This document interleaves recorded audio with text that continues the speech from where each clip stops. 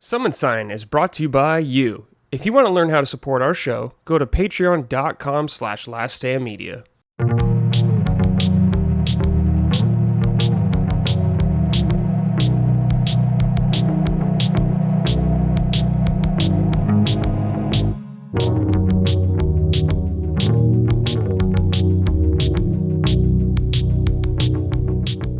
Hello everyone, welcome to episode 67 of Summon Sign Last Stand Media's weekly in-depth game discussion podcast. I am your host, as always, Brad Ellison, joining me. Got a full house. But first, we'll start with an Ellison regular, Mr. Rick Hoeg. Rick, how are you? I'm doing well, Brad. I'm ready to talk about video games. Yeah, you're always ready. I like, Hoeg, I like that you're always like, I got this to talk about, even when you're not scheduled to be on the show, because I'm like, good. Hoeg's enthusiastic. That's what I want mostly on the show. I want people that are pumped to talk about games. So I love games. I'm excited. Yes. All right. And also we got two special guests joining us. We have Joe and Alex from Season Gaming. Boys, how are you? First, Alex, I've known you for over a year. You've been in my Twitch chat, a mod in my Twitch chat now for a long time. So it's good to finally see you face to face. How are you? I'm doing good. It's an honor, like getting to meet you also face to face. Being a fan all the way from Iki Island and even the last year of game trailers to now. So, and someone saying they're like literally top 3 favorite podcasts for me. Love it every Tuesday, and it's an honor being here. So, wow, thank you. Top 3, damn, big praise. Yeah. And also Joe. Joe, how are you, my friend? I'm doing good, Brad. Thanks for asking. Thanks for the invitation on here. I really appreciate it. It's really exciting. I always love talking games with people. Sometimes it's hard to figure out what new things to talk about, but it's always exciting because some games are so long. It's yes. I feel like Alex is always saying you're still playing that. You're still playing. I'm like, yeah, sorry, Kingdom Come Deliverance is 200 hours. Yes. Yeah, massive game. Yeah, for context. So great. This is.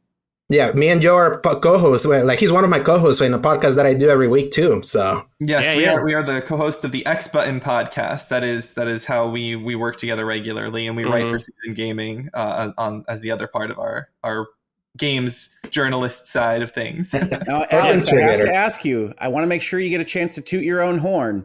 Is your podcast in your top 3 podcasts? I would rather not say because I feel I'm in the shadow of giants. So, but one day I hope I become someone's favorite podcast someday. I believe in you. I want you to know that. And for folks that don't know, I record as a co-host of the Season Gaming Bitcast every Sunday. And Alex and Joe have been big supporters of the Bitcast and of mine for a long, long time. I'm super excited to be here with them. They know a lot about games. And I think we're going to have a good conversation. Thanks, Hoeg. Yeah. Thanks, Hoeg. Appreciate it. Mm-hmm. Yeah. Joe reached out to me via email, said he'd be interested in being on the show. And I said, sure, why not? That'd be good. And Alex also was like, hey, I know him. Have me on too. And I was like, all right, fine. Then Hoeg learned that you both were on there. And Hoeg's like, I know those boys. Let me on. I was like, okay, let's get them all on right now. So it all worked out very nicely. I'm happy you all know each other. So that's good already. Yeah, this could be a chonky episode. You got 2 lawyers who talk a lot on here. Yes, yeah, we're gonna have a chonky one, that's for sure.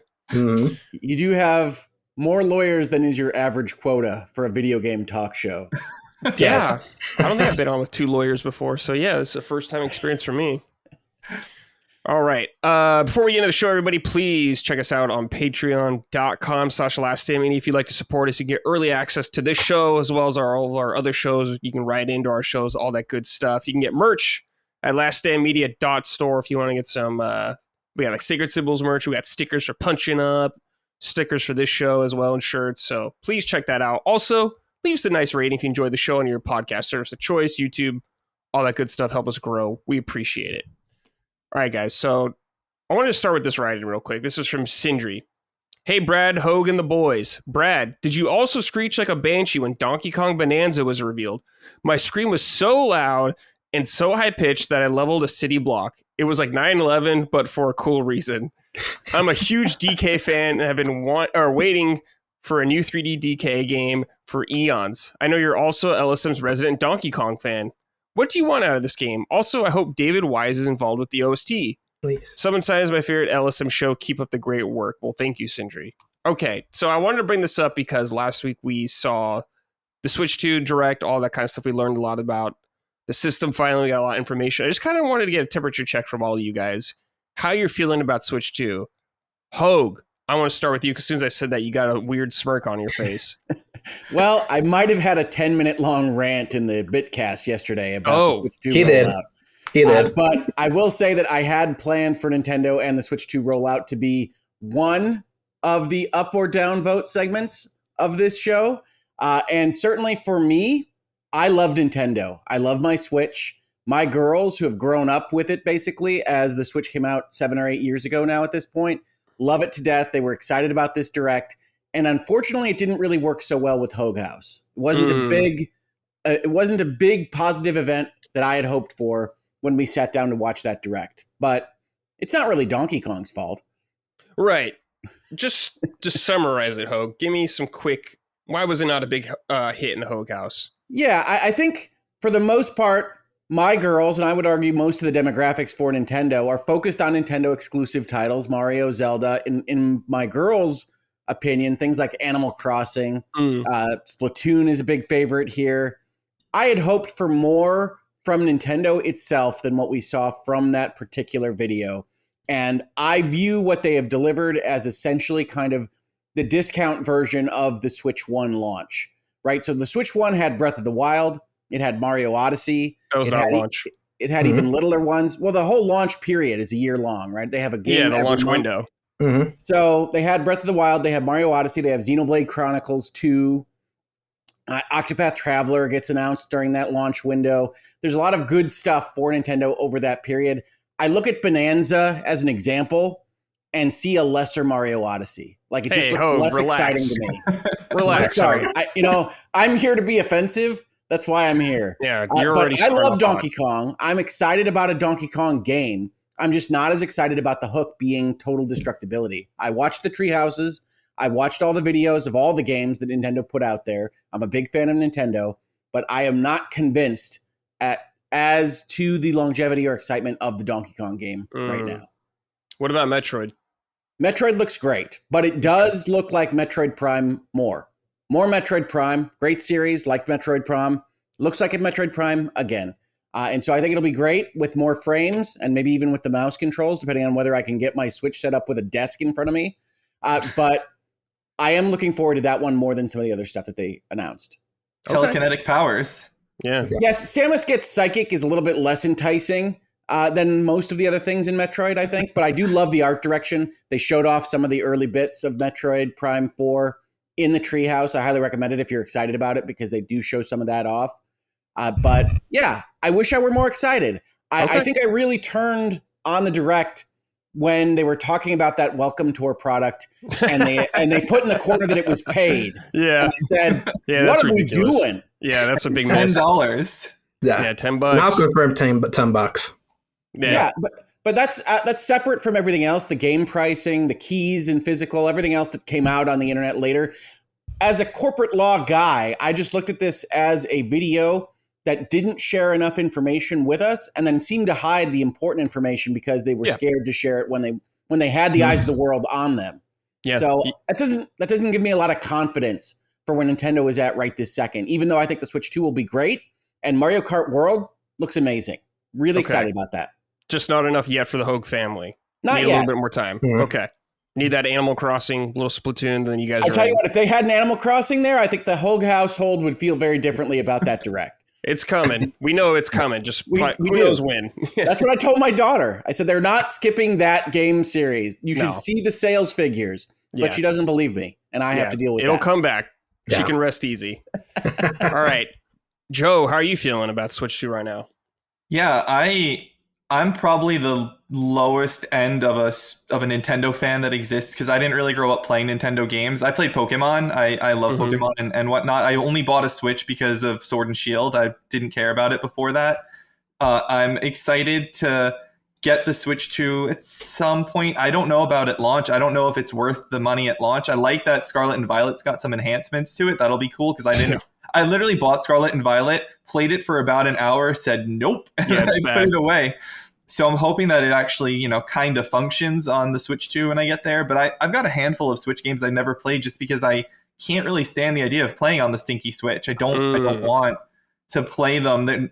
I don't care enough about Nintendo's games to make it worth suffering like that for the games that I do want to play.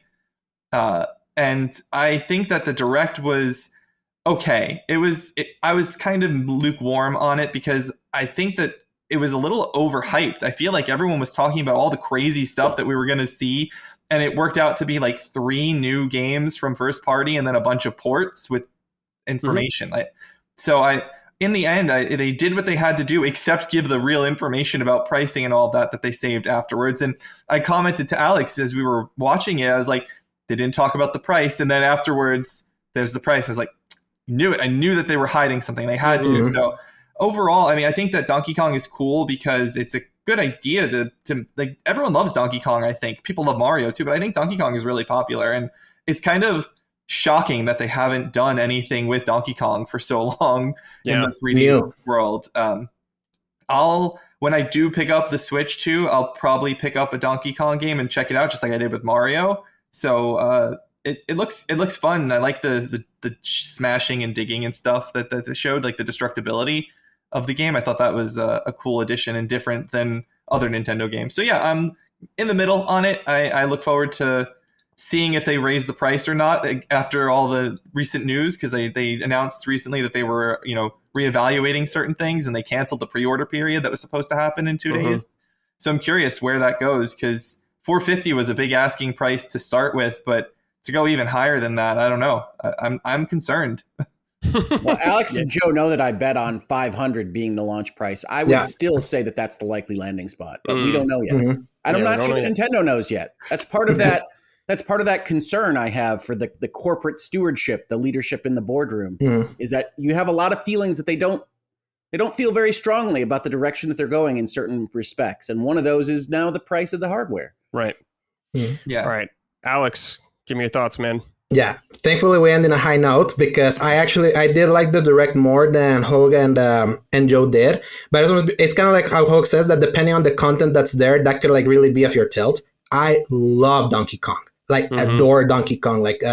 Donkey Kong Country 2 Diddy Kong's Quest is my all-time favorite 2D platformer, besides Mario World. So, and I just love Donkey Kong in general. That it sucks that we haven't had like a new one in like 11 years. So I really popped for that one. And my only concern is that I remember hearing the rumor back in like 2019 from a friend that the Mario Odyssey team was working on Donkey Kong. And when we didn't hear anything, I was like, that was probably vaporware. And then we saw it.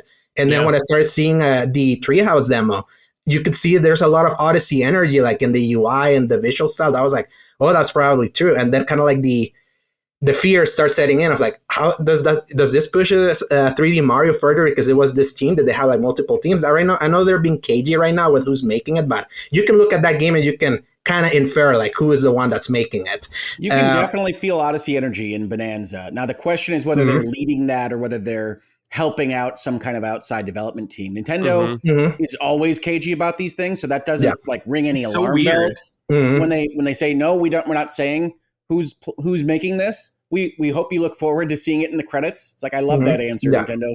You guys keep being you, but it does definitely have a lot of Odyssey in it. Even the bananas look like you're collecting moons.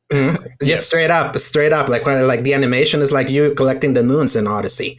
So that was a big like end of Direct pop. Like before I knew what it was, the From Software reveal was like insane. I was watching it with Brad and we were like all screaming like in his Twitch chat. I was like, that's insane that they got like Bloodborne 2 or whatever that was before we learned that it was a PvE game. But just kind of like that idea of an exclusive From Software game on the Switch. Mario Kart, I'm not the biggest mark, but I'm going to play that with my sister. Like that's one of the games that I like playing with her. Like I've been playing recently Split Fiction with her. And Nintendo GameCube finally giving me Wind Waker on the Switch after I've been like waiting for that. That's been a meme in my podcast for a while, being like, I want that game, even though it was a monkey's paw scenario. Like, we finally get it on the damn Nintendo Switch Online, that it's the non-quality of life version that's going to have the full Triforce Quest. I got depressed thinking about that. I like the statement of intent of all the third parties wanting to be here, even though their games were already played. I just like that idea of like, they're being committed for the people that just want to be on Nintendo to only make the Nintendo Switch 2 their own platform, the system feels more impressive, like from a hardware perspective, than I was even anticipating. Just hearing stuff like it can run at 120 FPS, like now us knowing that Metroid Prime is going to run at 4K 60 or 1080p 120, is like those are insane numbers for when we have been running at 10 frames a second some games on Switch. So that's like that seems like a really cool. They get up to 15 pretty regularly. Yes, but I love my Switch, but there's no question that it is stretched to the max. Yeah. So well, all of that was positive, but then I feel like that direct was kind of like a monkey spot with all the news that we got afterwards that started kind of like popping the balloon on the excitement a little bit with like the penny pinching, the weird pricing that's happening, that they're making Mario Kart 80, but we know Donkey Kong's going to be 70. Doug Bowser saying today that they're going to be exploring the scale, and that's going to put it at an interesting proposition. I feel like if they're starting pricing things, I feel a lot of people are going to start questioning if that proposition is right. So I feel it was a lot of tug and pull, but on the content, I really enjoyed that direct. It's just that I didn't fully love the full context of the 24 hours we got, like with the news cycle, that really had slight Xbox One energy for me. I know Hoeg said that it's worse than the Xbox One reveal, like in what he's been saying. I don't know I got that far. I want to clarify that because I do think it's worse than TV, because the 360, while it was popular, was not the best-selling video game console of all time. This is a different proposition. So essentially, comparatively, between the Xbox One launch and this one, I do feel like Nintendo has fumbled the opportunity to go in full force with goodwill coming out the gills in this particular launch. I was ready to be on the list for pre-ordering not just one, but maybe multiple versions of the Switch 2. And I've backed off to maybe not so sure about the direction of Nintendo overall because of things like the Welcome Tour, because of things like the multiple pricing issues. And more importantly for me, it's that they didn't clarify what I needed clarified, right? You talk about Nintendo Switch 2 editions. You talk about free upgrades to not Nintendo Switch 2 editions. I don't know what the heck they're doing with bringing over the digital library. You have a whole list of things that aren't going to work on the Switch 2. And so I'm now concerned about the entire technological infrastructure here of the new hardware. I want to love it. I want to be able to play Link's Awakening without frame rate hitches on every single screen shift. I think that sounds exciting to me. But I don't know what it's going to look like when they upgrade it. That game got confirmed alongside Echoes of Wisdom as the one that are getting the free patches. But we don't know what that means. It could maybe run it blocked. The only thing that they showed was the Switch 2 editions. So I would love to be excited about this product, Nintendo. Help me be excited about this product. And they're not helping me right now. Yeah. The thing that bewildered me the most, and I found surprising, but it really echoed when I saw your tweet, Hoeg, about like arrogant Nintendo, is that they've completely abandoned the market that they built up over the last 7 or 8 years by pricing out the impulse purchase. Like the Switch was an impulse purchase at $300 for a lot of people. And I think that, or even cheaper when it came to the Switch Lite. And I feel like that's not a thing. I don't think you impulse buy a $400 or $550 console. Like, unless you're doing really, really well. Yeah. So I think that they're kind of abusing the goodwill that they built by like, hey, we gave you a cheap console for all these years. Here's a really expensive one that's going to give you all the things that you wanted. And I don't know. I am concerned that they're now going to, people talk arrogant Sony. I think they're arrogant Nintendo. I think that they're riding their high horse a little too much at this point. We do get that generational kind of waveform of up and down between these companies, don't we? We get the PlayStation 3 following the PlayStation 2, the Xbox One following the Xbox 360. I don't think the Switch 2 is going to be the Wii U or anything like that. I think it's going to be massively successful. But I wish I felt more confident in the company right this second going into that launch than I do. Yeah. No, it's fair. Yes. Oh, I feel better about it than I did a Wii U. Good yes. God. Yep, I agree. And I think that Nintendo corporate should feel better about the Switch 2 than they did about the 3DS. But it doesn't mean they couldn't do this better. No, of course. Yeah, they could have done a lot of things better. But, just the messaging in general. Yeah, it really was like, I feel it was a solid direct brought down by all the messaging that came out after. So, and it's very hard to like separate both. So, yeah. Because they're all one and the same. It's all connected to the Switch's big reveal, Yeah. Yeah, well, they put a teaser out in January. I didn't make them do that. That's true. Oh, man. Good times. All right, guys. Let's talk about video games you guys have been playing, actually. We're going to start with South of Midnight first. Now, I know Hoeg and Alex plays. Joe, have you played this yet? I have not. I don't really have much interest in the game. It just didn't appeal to me, even from the start. I didn't really like the art style of it. I don't care for that approach to it. The on-twos animation, which I know you can turn off, but it just seems like going against the creator's intent to turn it off. And so no, not for me, as Colin likes to say. Sure, yeah. I'm going to start with some write-ins real quick, then I'll get your guys' thoughts. Mm-hmm. This is from Ding Dong. As a Southerner, I was excited to see South of Midnight bring in a setting based on my region, and I really appreciate that the protagonist, a black female, genuinely feels like she's from the South. The game captures a unique folklore-inspired atmosphere, which is something we don't often see in gaming. After watching Maddie and Cog's impressions, I noticed they were high on certain aspects, like the art direction and world building, but had concerns about gameplay depth. I'd love to hear more from those who have played it. Does the gameplay feel solid, or is it more about the atmosphere? Also, how do the accents and culture details hold up? Okay, this is from Mark. Hey, Summoning Crew. As someone that paid $9 for the Game Pass upgrade and already finished South of Midnight, I found the game great. While the gameplay in it and its combat and its platforming was middle of the road, everything else from the story, art, and award-worthy music easily carried the game. How do you feel about the gameplay, and does the presentation of the game make it worth checking out? All right, yeah. Alex. Yeah, I beat it. Yeah, I beat it. You did finish it. Mm-hmm. Yeah, I beat it on Friday late at night, and I would say like my impressions align slightly more with Mark in here. That it's like, yes, the gameplay is pretty wanting. In fact, like I feel my biggest problem with the game is that once you make it past chapter 6 out of 14, you've basically seen all this game has to offer in terms of gameplay. It doesn't change, and that kind of like bummed me out a little bit because I was kind of riding the high of how great the art, the presentation, the music kind of like envelops you. It's such a unique looking game compared to like what you see right now in many games. Like, yes, stop motion, yeah, that was popularized by Into the Spider-Verse and all that, but having that visual style like in a more like southern tone and kind of like really embellishing like anyone that lived like in New Orleans and things like that. Like, I felt like it's just such a unique aesthetic that can really help carry you. The story I felt was interesting. Slightly darker than I was expecting with some of the themes that he was kind of like dealing with, considering that aesthetic that they're going seems cheery, even though it's an M-rated game. But I felt at least like in its presentation, it's something that if you're yearning for something that doesn't look like what you've been playing like recently, I feel that can help carry you. But that gameplay, I can tell, is like if you really like solid mechanics and all that, the first time you start combat in this game, at first Joe will remember this. I immediately texted, this feels like ass. I said, I was like, this is like, it's very stiff. It's like, it feels very stiff. It's like, it feels very limited. You quickly get a few abilities that you get like a force push and pull and like something that you can weaken enemies, but you get all those upgrades like pretty quick. And then the game just eventually like stops giving you those ideas and starts repeating its gameplay loop ad nauseum.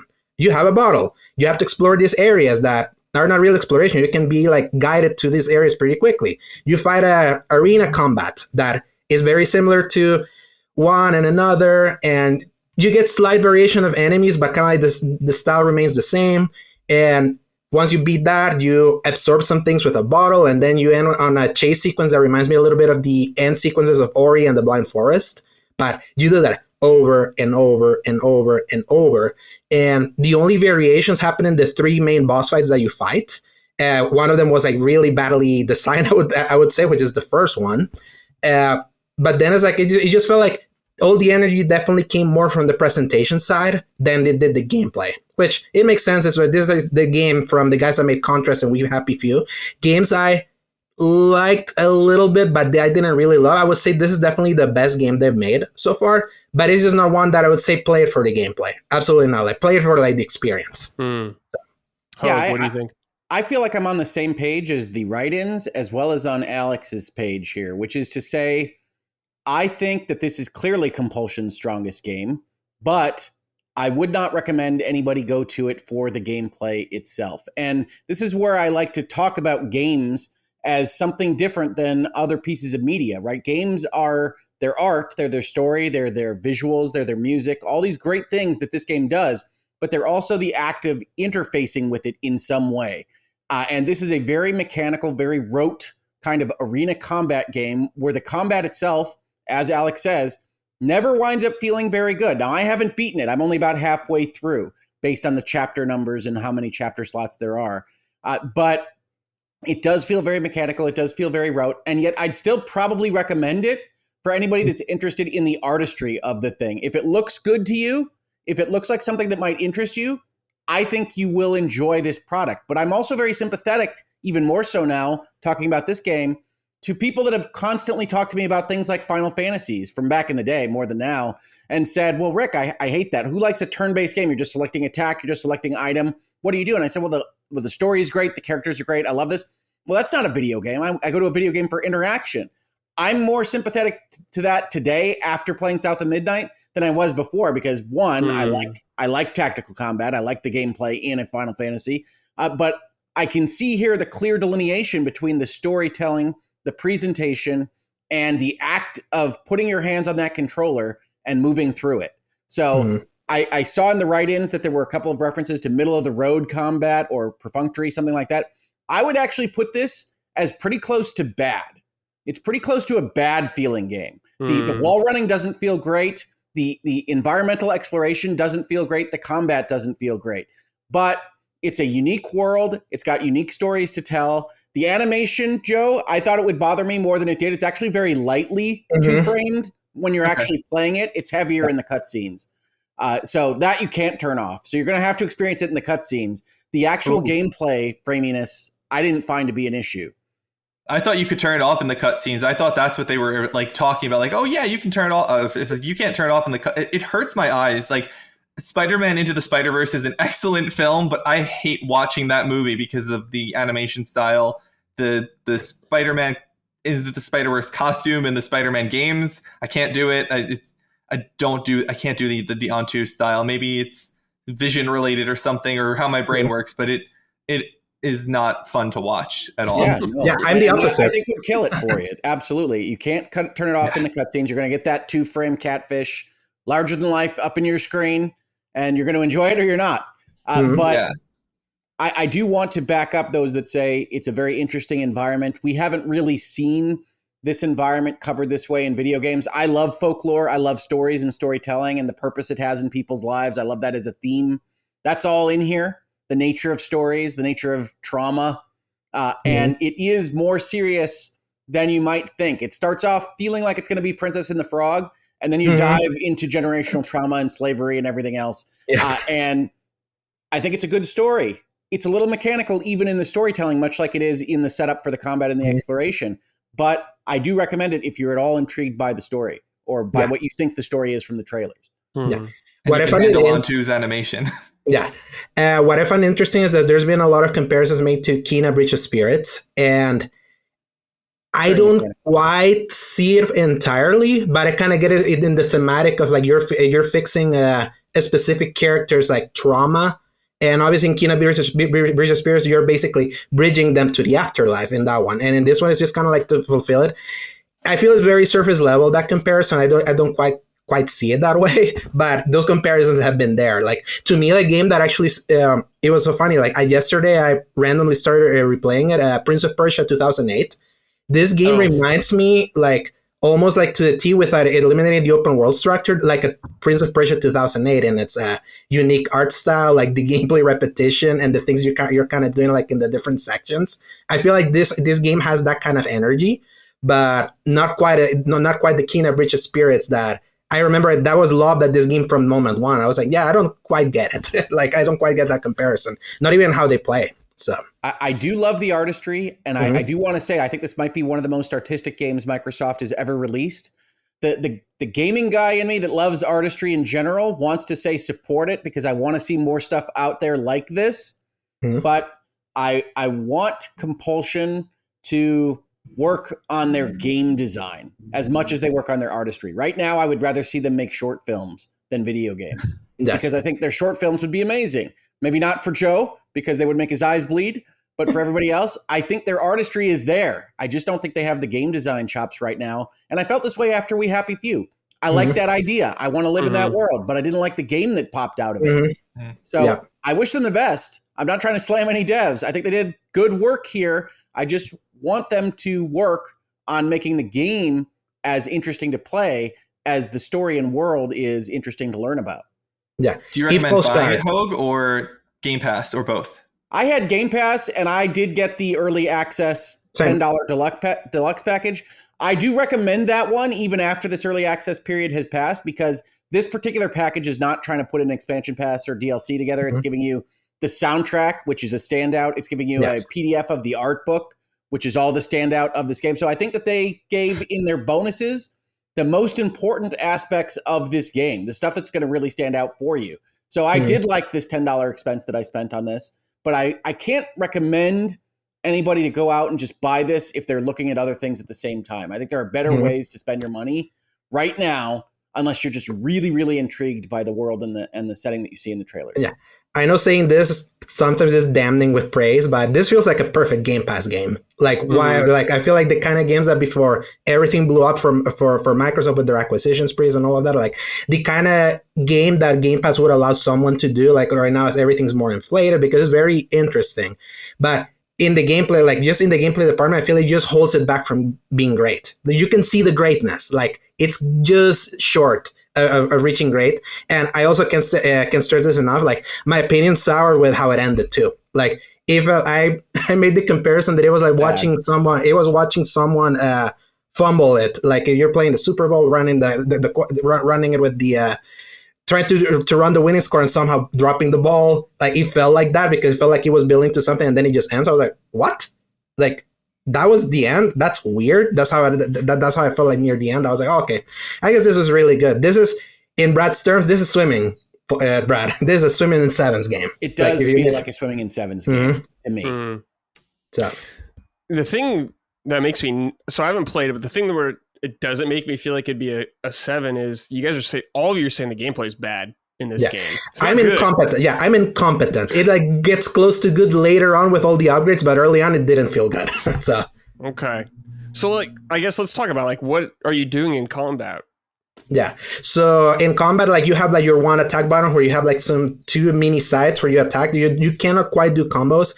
And eventually you get an unlock that gives you like because you're like a magic weaver. Eventually you get a power that you can like bring someone in or push it. There's one that traps them in like a weave that allows it to deliver more damage like briefly. Then eventually you get a little thing called a crouton, which I jokingly sent you an image that I said it was like a dollar store tonberry that you can like control like in combat, and you can throw it to an enemy to have that enemy control, like get mind control to help you fight other enemies. And you just have to kind of mix and match all those abilities. And it's just very few abilities that you get.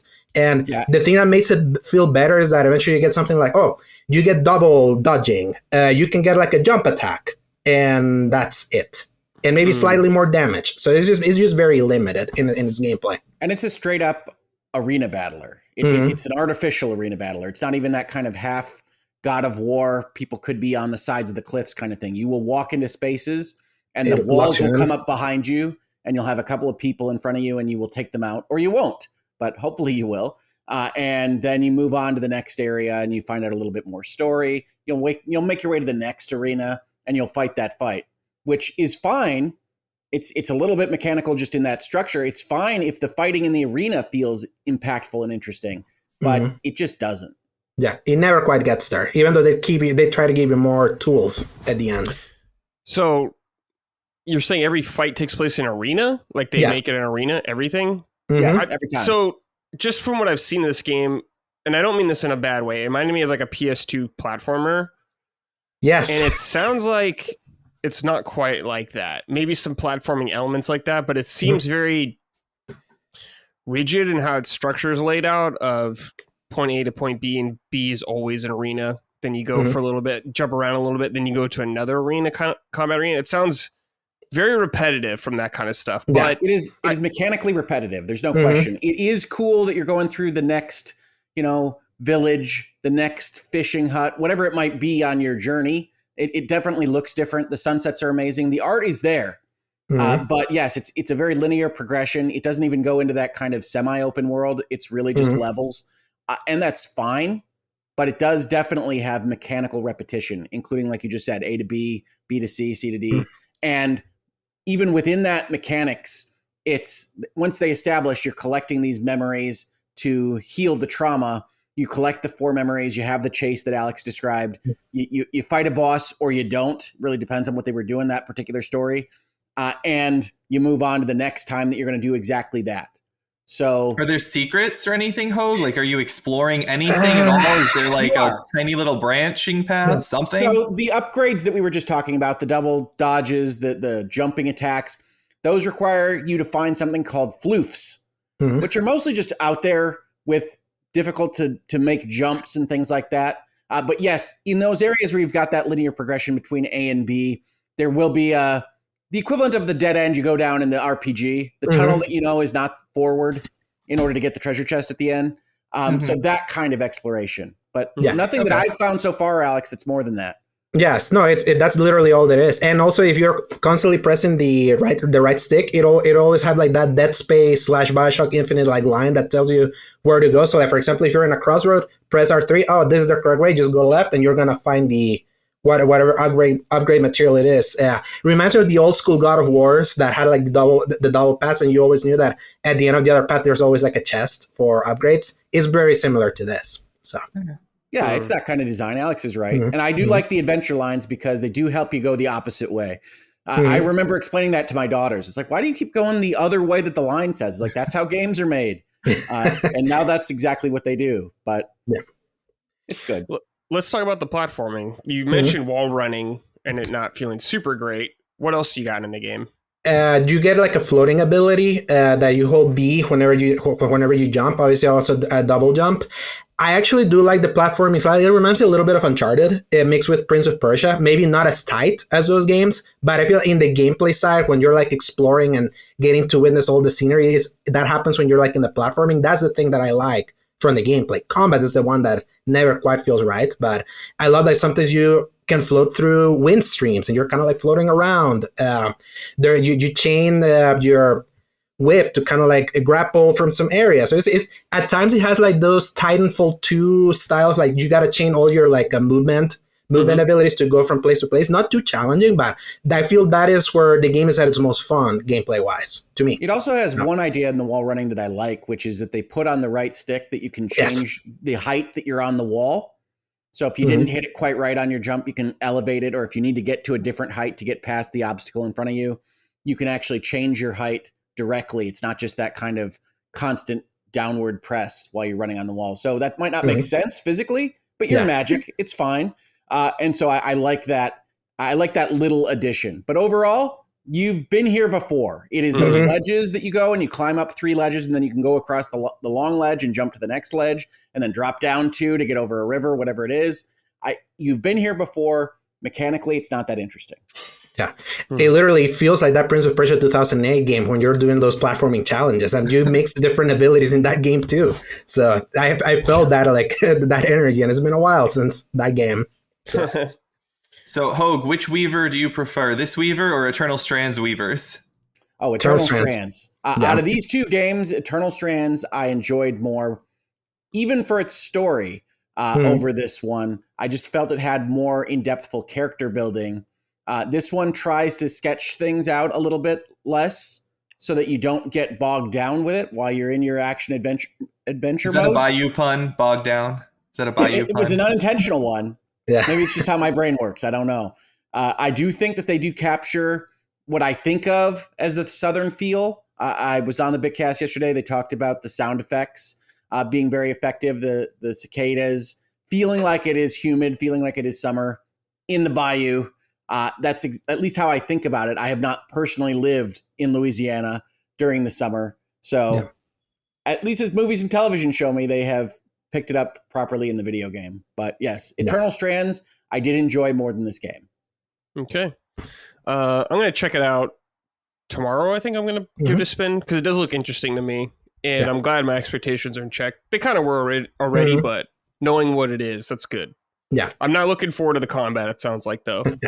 And you know what's funny? There's even an accessibility option where you can like skip combat encounters completely. Oh. Yes, really? And boss fights. And boss fights. Wow. They're just so funny. So that they really did just turn it into a movie then. Yeah. or platformer, just a Well, you got to platformer. walk to the next scene, but yeah. I mean, they clearly, that was clearly what was driving this project for them. And I feel bad saying that the combat and the gameplay was not mechanically satisfying, because I think they did a good job of what they were aimed at. I would just ask them to broaden their aim a little bit. Yeah. It feels like 10 out of 10 presentation wrapped up in a 6 game. Balance it out and that's your game. So sure. Okay. All right. Joe, I believe you're playing, I don't know how you say this, InZOI? How do you pronounce this? I think it's InZOI. InZOI? Okay. They don't say it. There's not really voice acting in the game or anything. There's like their version of Simlish. Yeah. Do you guys know what InZOI is? Are any of you familiar with it? I know what it is. it's Okay. the Sims game, the new Sims-like game that came out on PC, right? So Yeah, it's out in early access on Steam on for PC from Krafton, the South Korean publisher. So I love The Sims. I have a long history of playing Sims games. I played Sims 1, 2, 3, 4. I mean, I played them less as time went on, but I remember like growing up playing like the Game Boy Advance Sims game, like the Herbs for both the console on GameCube. I played it, and like I love The Sims as a kid. So I have fallen off The Sims a little bit just because there's so many games to play, and real life happens, and there are games that have stories that are more story driven, and I prefer those. I love my story based games. So for me, I was looking forward to this game when I saw it announced as coming to early access, because it seemed like maybe a way to bring me back into that simulation genre, because sometimes I dip my toe into a Sims 4 for a little bit, and I still do like strategy games. I play a lot of Crusader Kings 3. That's a really great game. But this one here, it has these realistic graphics and this really in-depth system and all these things that they were marketing in the trailer. So I said, you know what? Early access, it's $40, which is the price of a Sims expansion. And apparently all of the expansions and future content are free. Like they're not planning to charge for it. At least that's what I've heard. I don't know if that means they're going to add microtransactions at some point. But I said, you know what? Let me dive in. I'll give it a shot and see how it works. So let me first say, this is a very early access game. It is very, very, very early access. It crashed on me a few times. I have a few hours in the game. I don't have too much time, mostly because I got tired of it crashing on me. It autosaves frequently enough. There wasn't really a progression loss kind of thing. It was mostly just I didn't want to keep reloading it.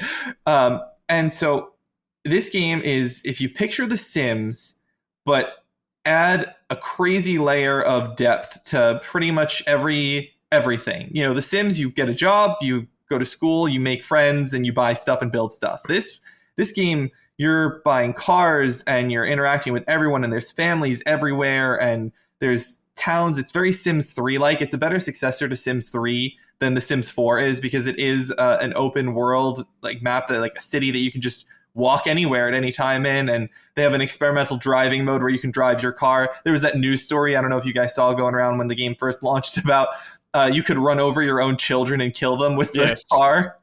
And they patched that out because apparently that wasn't supposed to be a thing you could do.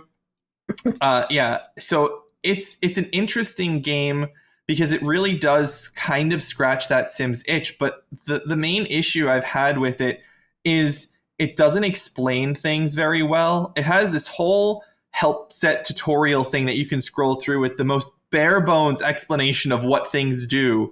And then it says, for more, go to our YouTube channel. And you're supposed to go outside the game to their YouTube channel for information, which is already annoying as it is. Mm-hmm. But there wasn't anything on the YouTube channel of information. It was just their trailers. Like, there were no guides. I couldn't find any actual information on the website. So just trying to figure it out is a nightmare. And then the other part of it is it's very slow moving. You know, The Sims, you speed up time and it goes really quick and you're like zipping around and everything's going all over the place. This one goes up to, I think, 8 times speed. And it still feels like they're kind of crawling everywhere when you're walking around and trying to do things.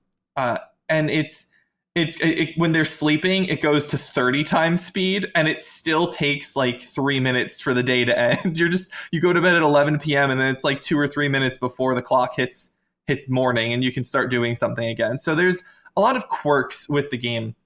I enjoyed the time that I spent with it to some extent. But it's more of a, keep an eye on it and see how it develops situation right now because of the early access. I don't usually buy things in early access, but I wanted to show support and show some interest and really experience it. And I thought it'd be a good thing to talk about, here on Summon Sign as well, because I didn't expect it to be covered that much by people on this network. And I am glad I bought it. I almost returned it. After I first played it, I played it for like 70 minutes, and I was like, I think I might return this game and say forget about it. But I said, no, let me give it a little bit more time. Let me actually play with the systems and figure things out. And it is a competently made game that is definitely in need of more development work, is the best way to put it. One of the funny things that happened as I was playing was I walked up to just some random person on the street, a random, character on the street. I started chatting with her, and the characters got along really quickly. All of a sudden we were really friendly. And then she goes away, and I go away because I'm getting hungry. And then it's yelling at me, you can advance this relationship. And I'm like, okay, what does that mean? And it means you can choose a pathway for a relationship to take. Friendship, lovers, whatever. You can like pick a path. And it was like, okay, I want to do that. I'm clicking. I just couldn't do it. And then there's a call button. Like you can call your Sims. Like you have a cell phone, you call them over, they show up. I'd click it, and it would go, there's no one to call. I'm like, why can't I call her? Like it couldn't find her. And I went to the family list because each city has a list of families that reside in there. And her family wasn't on the family list. So there's no way to find this woman, this fake character woman that I ran into on the street and reach out to her again. Like, too real. Yeah, right? So I was like, what was the point of that entire interaction I had that I can never do anything else with this person?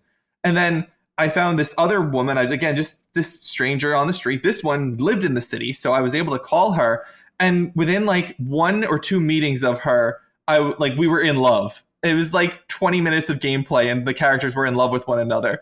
And the interesting thing about how this works is you can actually switch between any character at any time. So I'm my own character, and I just click on her, and there's a play button, and you hit play, and you're now playing as her. And you have her whole family and the whole thing. So it's entirely seamless that way.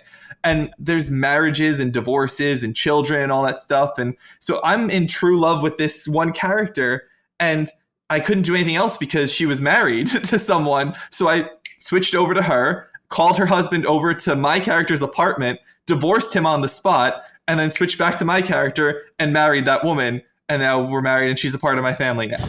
Like that's how ideal. Quick divorce process. Yeah, it is. The whole thing. It's so streamlined in some ways and so slow in others. You go to school, you get a job. It's all very Sims like. It just needs more time. It needs more time to cook. It has some potential. It does, but it is not ready for prime time, as they say. I think that's about all I wanted to say.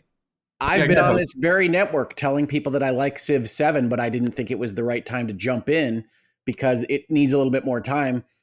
That game has released. They're asking full price. They say the game is out, and then they're fixing it now after the fact. At bare minimum, I do like that early access exists because you telling me that it needs more time in the oven makes sense for what I've seen. And I was also looking at this. I'm a big fan of Sims games as well. I actually go back before EA made The Sims to a game called Little Computer People, just to age myself. So you can check that one out on your local Atari ST if you're interested. But loved that game. And I was interested in this one, but most of the notes that I saw matched exactly what you were saying, Joe, which is that the character creator is pretty cool. The building architect system is pretty cool, but that the game is not fully there yet.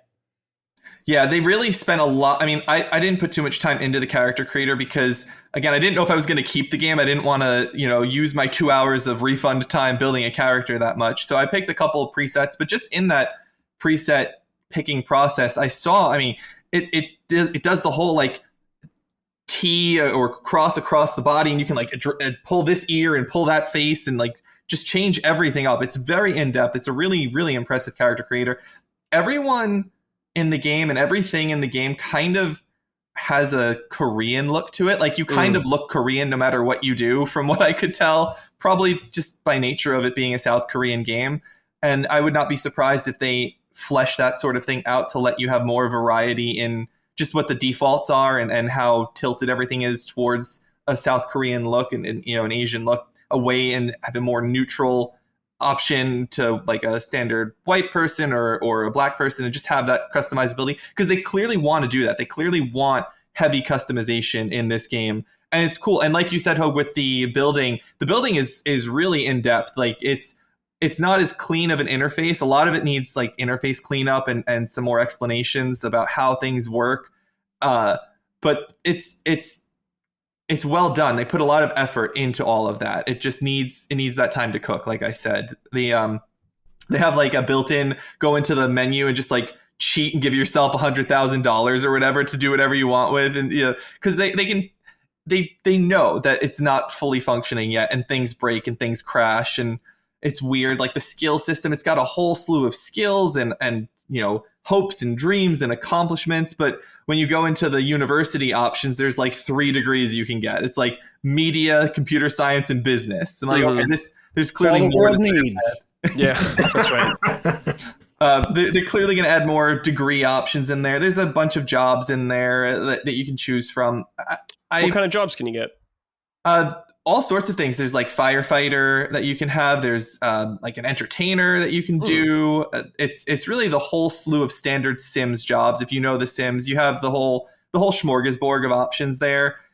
And the interesting thing that I found with the jobs was that you can't get a job if there's no job listing. So it's not like you just go onto the web, the computer or the newspaper in the Sims or whatever and say, I'm going to take this job, and you just have a job. You actually have to have an opening for the job. So it'll say 3 out of 3, 0 out of 2, in terms of number of InZOIans. I think they're called Zoians, number of Zoians working at that place. And if it's 3 out of 3, you can't get a job there because they don't need anyone else working there. So they really do try to integrate it into the world of that they have developed. This one big city that you can explore. And I think you can go to most of the places that you can get a job at and just go there to some extent, like look around, because you can just drive over to the university if you're a university student. And there's not really anything to do, but you can go there and you can see it. And then just like in The Sims, you walk into the building and you disappear for hours while you're doing your schooling or whatever. And then you come out when it's done. They don't have it that granular yet. This is I don't know what you're talking about. That's how I remember school.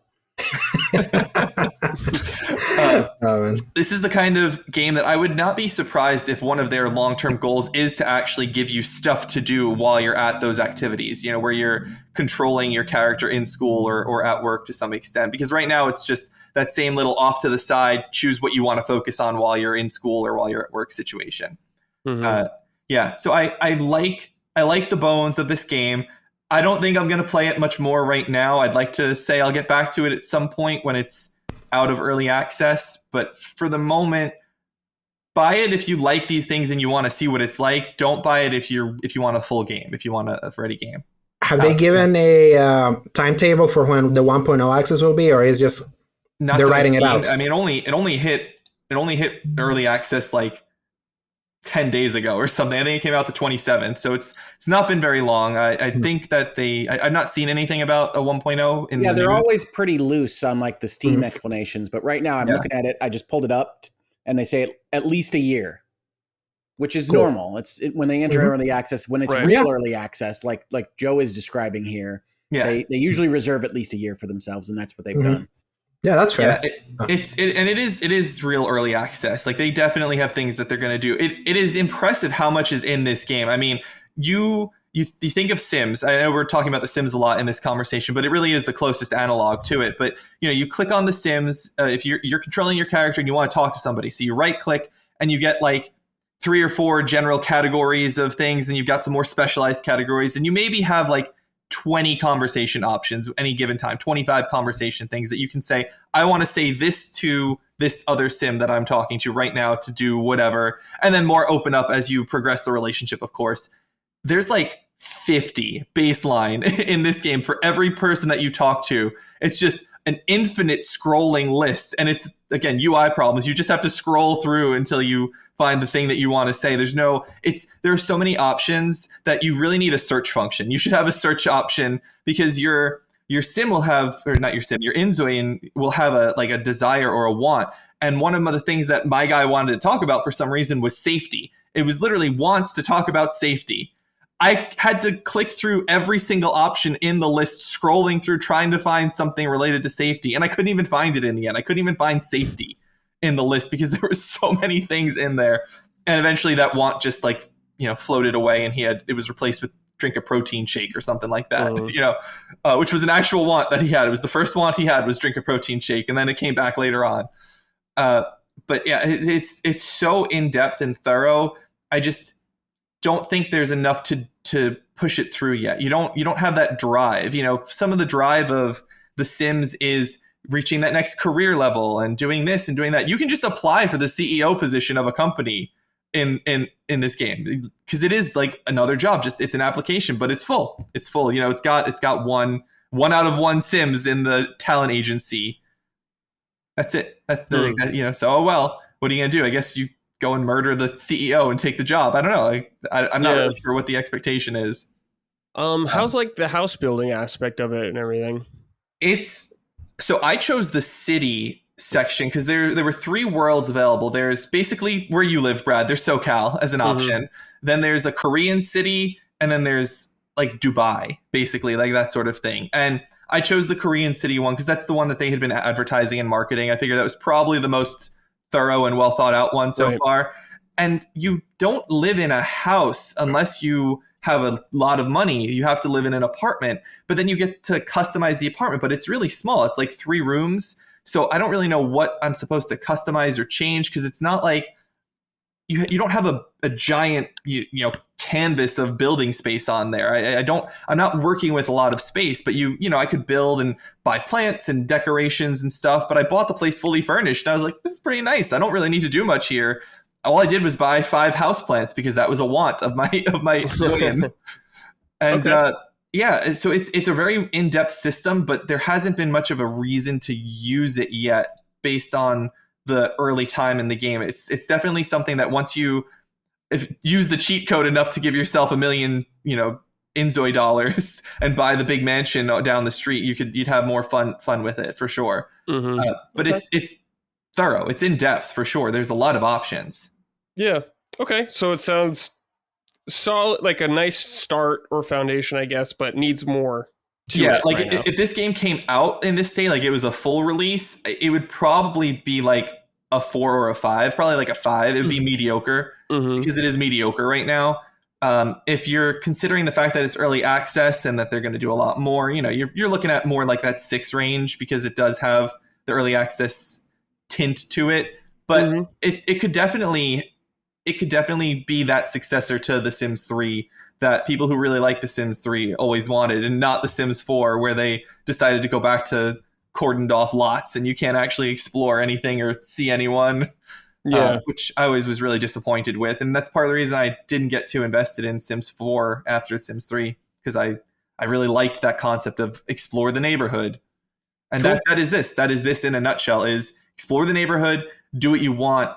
I just wish it had a little bit more push, like, that drive, get that job, or, meet those people and do those things that you just have in The Sims. And this one has to some extent, but doesn't really explain it in enough depth just yet. And I think that when they put more tutorials in, like maybe there's stuff in there that I missed because I couldn't figure it out because it is very complex. I think that as they flesh the information out and they flesh the systems out, this game has some really high potential. But what Alex, would you be interested in this? I don't know. Do you play Sims games? I tried Sims 4 and it just bored me. But I kind of want to see how this one develops, because it feels like a more fully featured one of these. But it's just this is not my kind of game, kind of like category for me. So. Yeah.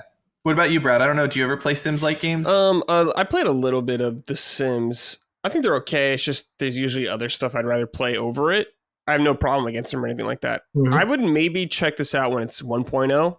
Right now with early access, I'm no interest really, but maybe when it's finally done or ready to go, I'll check it out. Yeah, that's my recommendation to people is you look at the Steam reviews. Hoeg, you were on the Steam page. You saw that it's like very positive. Like people who are playing this game are enjoying the game that's there, and they're not wrong. If they are, there's a lot to enjoy if you really want to dig in and deal with the jank and the crashes and the incompleteness. Like when you're on a thumbs up or thumbs down scale, it's a thumbs up kind of a game for people who really want this sort of experience. That's how I always judge Steam reviews, right? Is you're already the audience, especially when you talk about an early access game with more than a year to release. You're already the audience that has self-selected for, I would like to like this thing. But yeah, I think it makes sexy screenshots. And that's part of why this has been as popular as it has been. It made sales records. It was in articles when this early access started. So I think it looks really nice from the outside. That also attracts people in and makes them like the game. But I have seen the concerns that you have said, that I've seen mirrored in reviews and other places, that are that it's nice looking. It has that depth of character creation and building and those kinds of things, but it's not a game yet.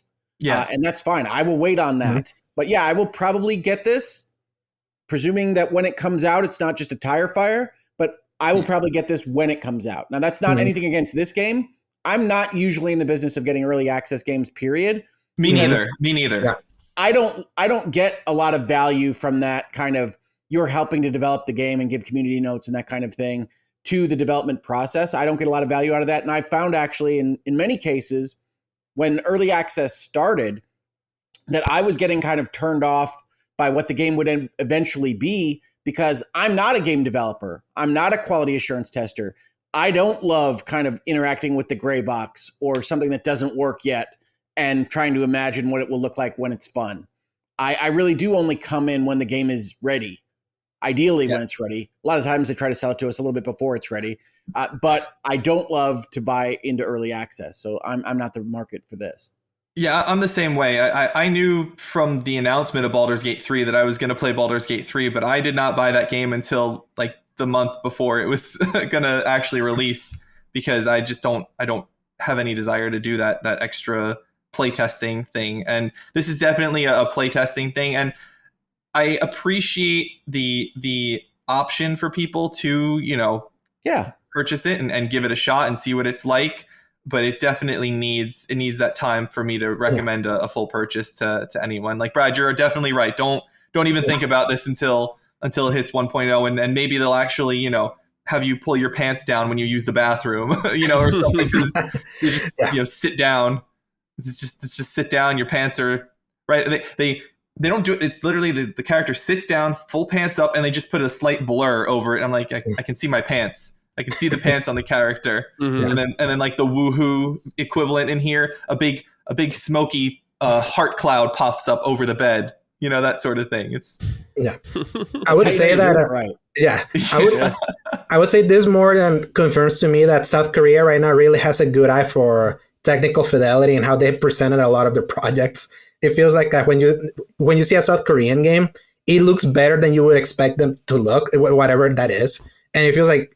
I've seen images of this one. It's like, this looks a million times better than The Sims does. So it's like, I can't wait to see how that looks like in 1.0. It's gorgeous. It really is. I mean, especially for the early access, even the unfinished stuff, like there's crazy pop-in and stuff as well. But like, it looks really nice. The buildings, the characters, everything is really, really quality in its design for sure. It really just does lack that full game oomph that it needs to have that drive to make it worth the value.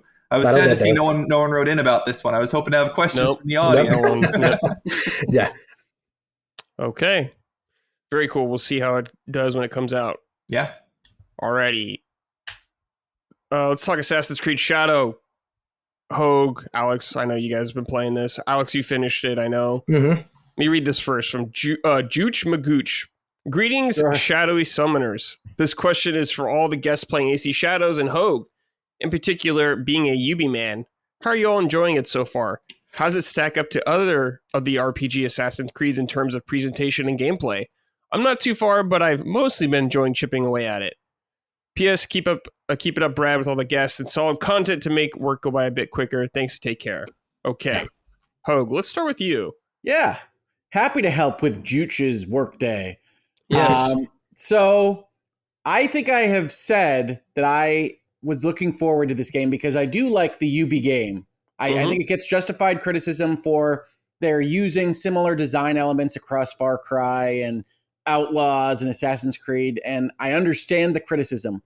But overall, for that type of design, I like what they've put together. And in Assassin's Creed Shadows specifically, I love the historical tourism of these games, and this delivers on, do you want to visit feudal Japan and feel like what it might have felt like back then? The nature sounds are amazing. The graphics are amazing.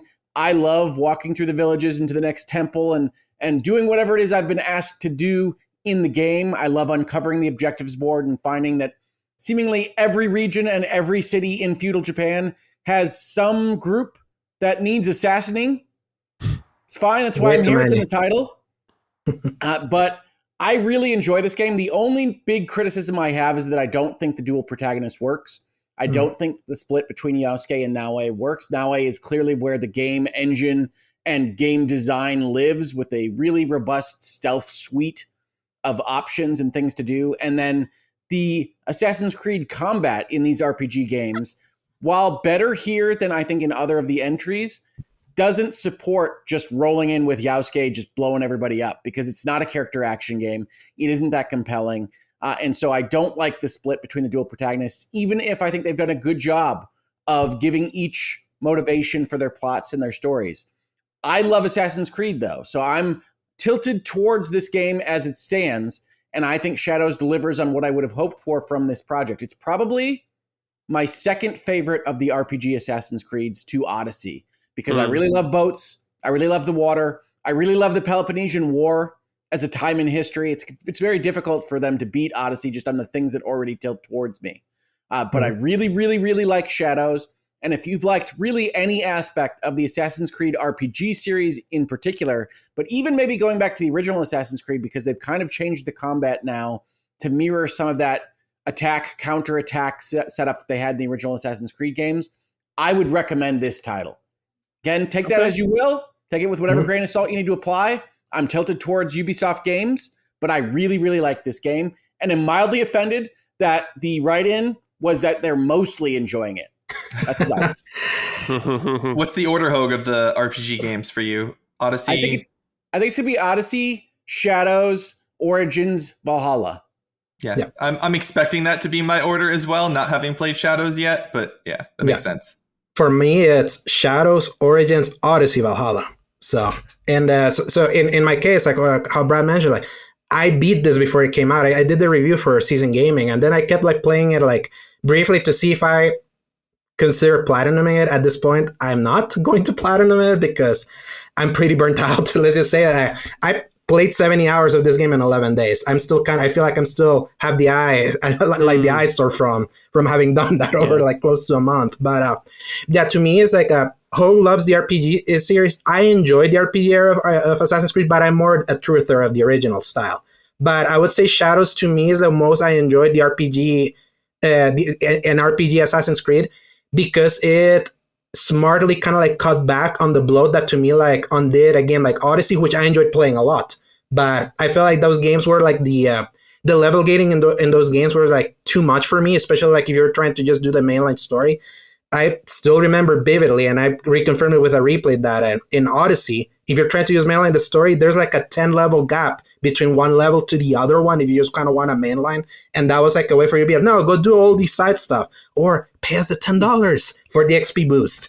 And I feel like Shadows, like it's the most structured of there's still level gating in Shadows, don't get me wrong, but I feel like there's a much more clear progression to kind of like go through this game without feeling like you have to spend too much time grinding. I feel grinding, in my opinion, doesn't belong in Assassin's Creed, especially the level gating that will usually prevent you to do the one-hit assassination kills. Like immediately I went to the options and turned guaranteed assassinations, and that made the game feel better, especially because stealth-wise, I feel Shadows is the best Assassin's Creed has ever felt.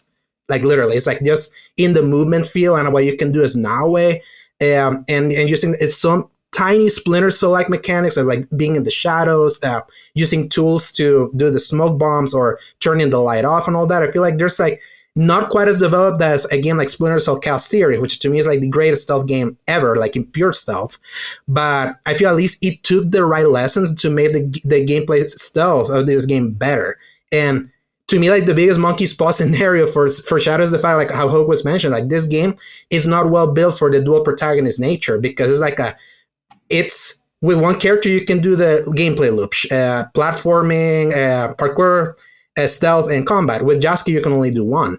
And the worst part to me is that Yasuke is the more interesting character out of the two. Now it is a very like box standard, put it through ChatGPT, like a revenge tale. Like it hits a lot of those same notes. The plight of Yasuke as a historical figure that has been like repurposed to the Assassin's Creed lore is so cool and so interesting that it hurts that you cannot really experience the full game completely like you would want to, because they've like literally neutered him because of making such a giant brute that can really like just murk enemies like super quick, unless you're in on a level gated area where he can do nothing. So it's like there's a constant tug and pull with some of the design choices they made, because I feel it's a smart trimming of the fat of some of the RPG nature while still being like an RPG, while still being a very confusing like splitting gameplay that, because one character is more interesting, it just sucks that if you feel you have to switch to the other less interesting character to engage in the system. And when I reviewed it, I gave it an 8. And to me, it was like put it, because I was mostly like at a 7.75 while playing it, but near the end, when you're done like with like the middle of the act 2 of that game, where you have to do all the out of order assassinations where everyone kind of tells you the same thing because they're accounting if you're doing everything out of order. Remember, Brad, in Tears of the Kingdom, when you're doing the out of order temples, and every time that you finish a temple, it would always play the same cutscene. Yeah, it feels like that, getting like, because it feels like there's not much plot progression of like what Yasuke and now are trying to do when they're getting all those targets. Though massive progression happens once you're done. And the progression that happens is in my opinion, some of the coolest like final hours of Assassin's Creed game in like the past. This game has no future story. So if you're expecting a future story, that's been completely jettisoned to a live service kind of structure outside the game with like a battle pass that's going to give you some like lore dumps every time you complete a... Remember what I showed you? I think I screenshot it. It's like, look at these battle passes. So that's where the modern day story kind of lives, as a kind of like just a progression ticker, like outside of the game. But in the past, I felt how it ended was like fairly satisfying and gives and opened the door for continued adventures with these characters. And that to me was like the thing that I enjoyed it. Even though I don't think this is my favorite Assassin's Creed, but it's the RPG that I like the most out of these. So okay. Checkpoint Davey wrote in, howdy y'all. For the gents who have played AC Shadows, have you run into the fatigue of the story yet, where it's just objective board after objective board? I've rolled credits and still seem to be getting them. A lot of people need assassinating. Yeah. This is an endless cycle in how fragmented the story is. So do you see yourself finishing the game? I did. So Alex, you finished it, but Hoeg, I assume you're not finished quite yet. I'm not finished quite yet. And in all honesty, these Assassin's Creeds do have this problem of getting to a certain place midway through where you're 50, 60 hours in, and you say, I think I've seen what it can do, and maybe the next shiny thing pops up. My current timer right now is I have to beat Shadows before Expedition 33, because I know that's going to take up all my time. But I think I am going to, because I am 55 hours in. I'm towards the end of the middle of the game. And so I think I'm more likely to beat this one, certainly, than something like Valhalla. I say this joke all the time, but I'm still surprised that anybody has ever beaten Valhalla.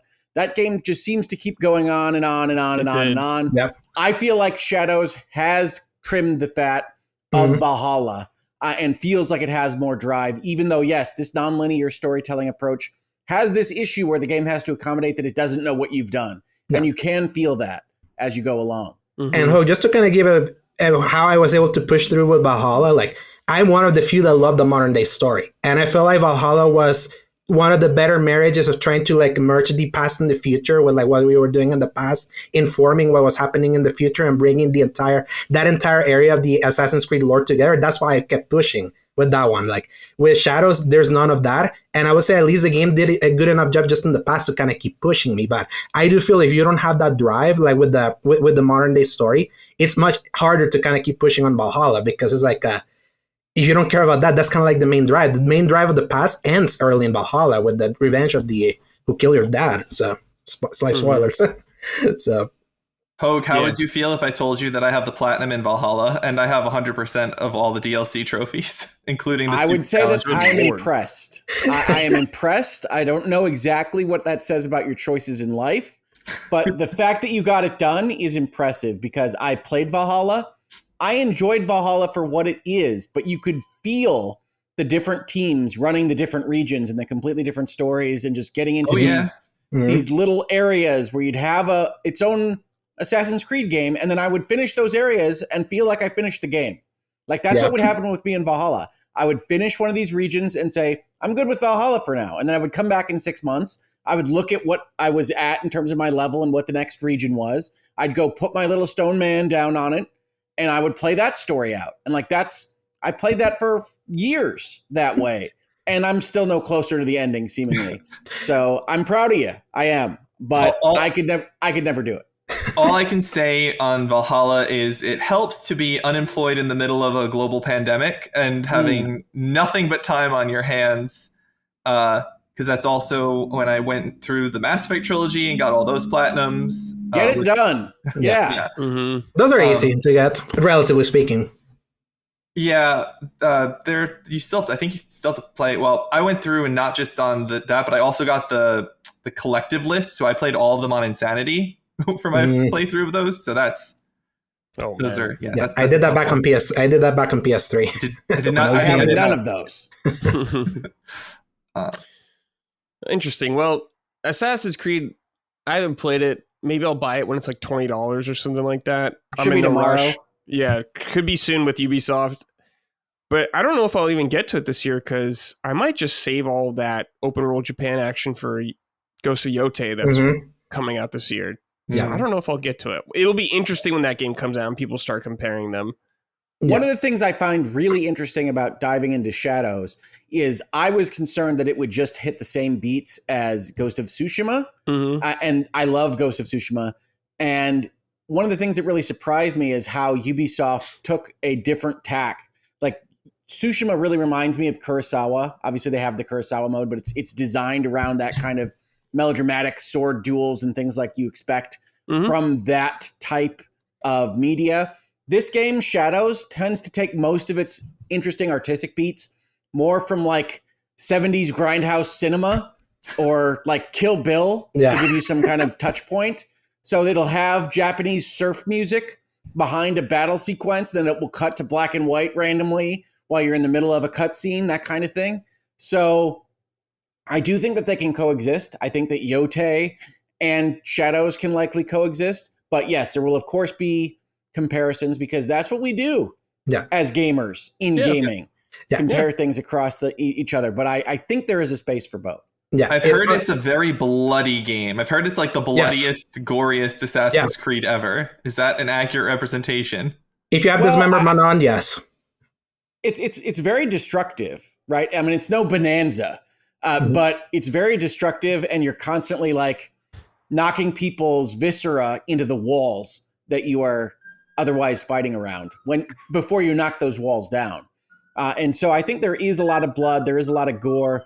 The finishers are pretty violent.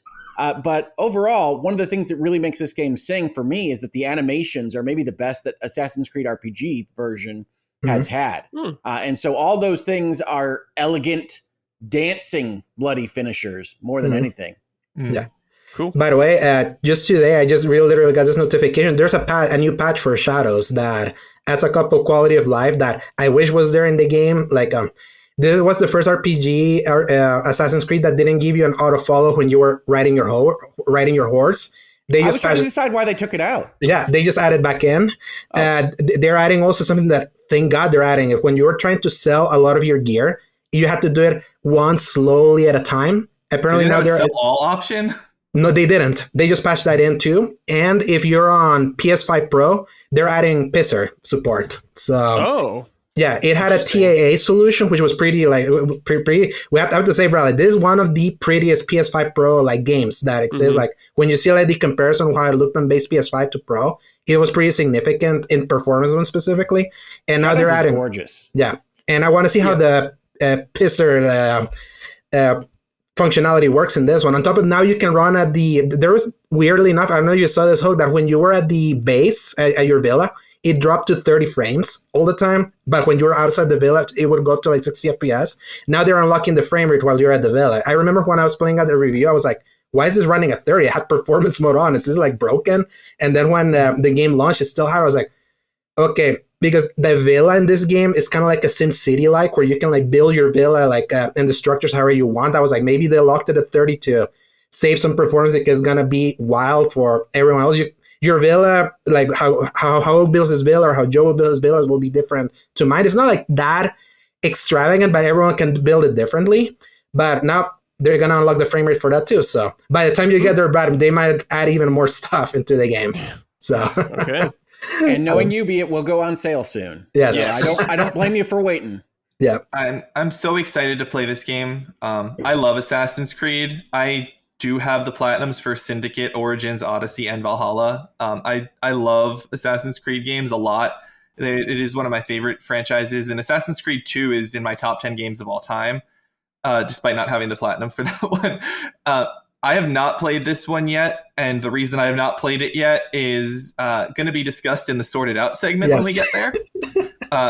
But I am very excited to play this game when I finally receive my copy of it. I'll be heading down to my condo in Florida tomorrow, actually. So I'm gonna not have my PC to play Kingdom Come Deliverance 2. So I will be playing Assassin's Creed Shadows as my primary game for the next month or so, hopefully, and get to really enjoy a nice deep dive into that world again, because I have the platinum in Mirage too. I like Mirage, which was the most recent one that we obviously completely didn't discuss at all when we were asking about the prior trilogy, because it's kind of just this weird little side game. It's not an RPG game, so you don't really put it in that list, in my opinion. Not, but it still like feels like it. Yeah.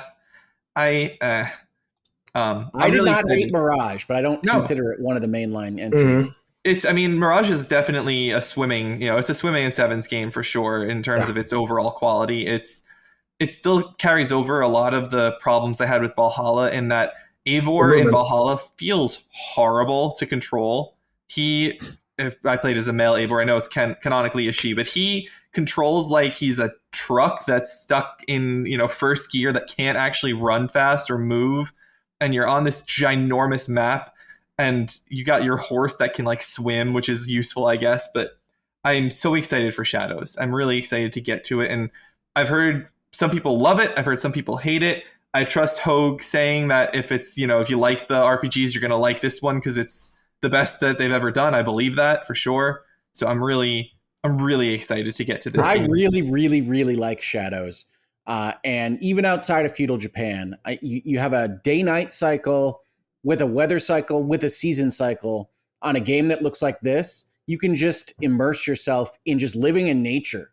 However you feel about the historical anything of it, you wind up going through a storm and arriving at a creek and then sneaking up on bunny rabbits so that you can paint an oil painting of them that you put up in your own house. I love all of that crap.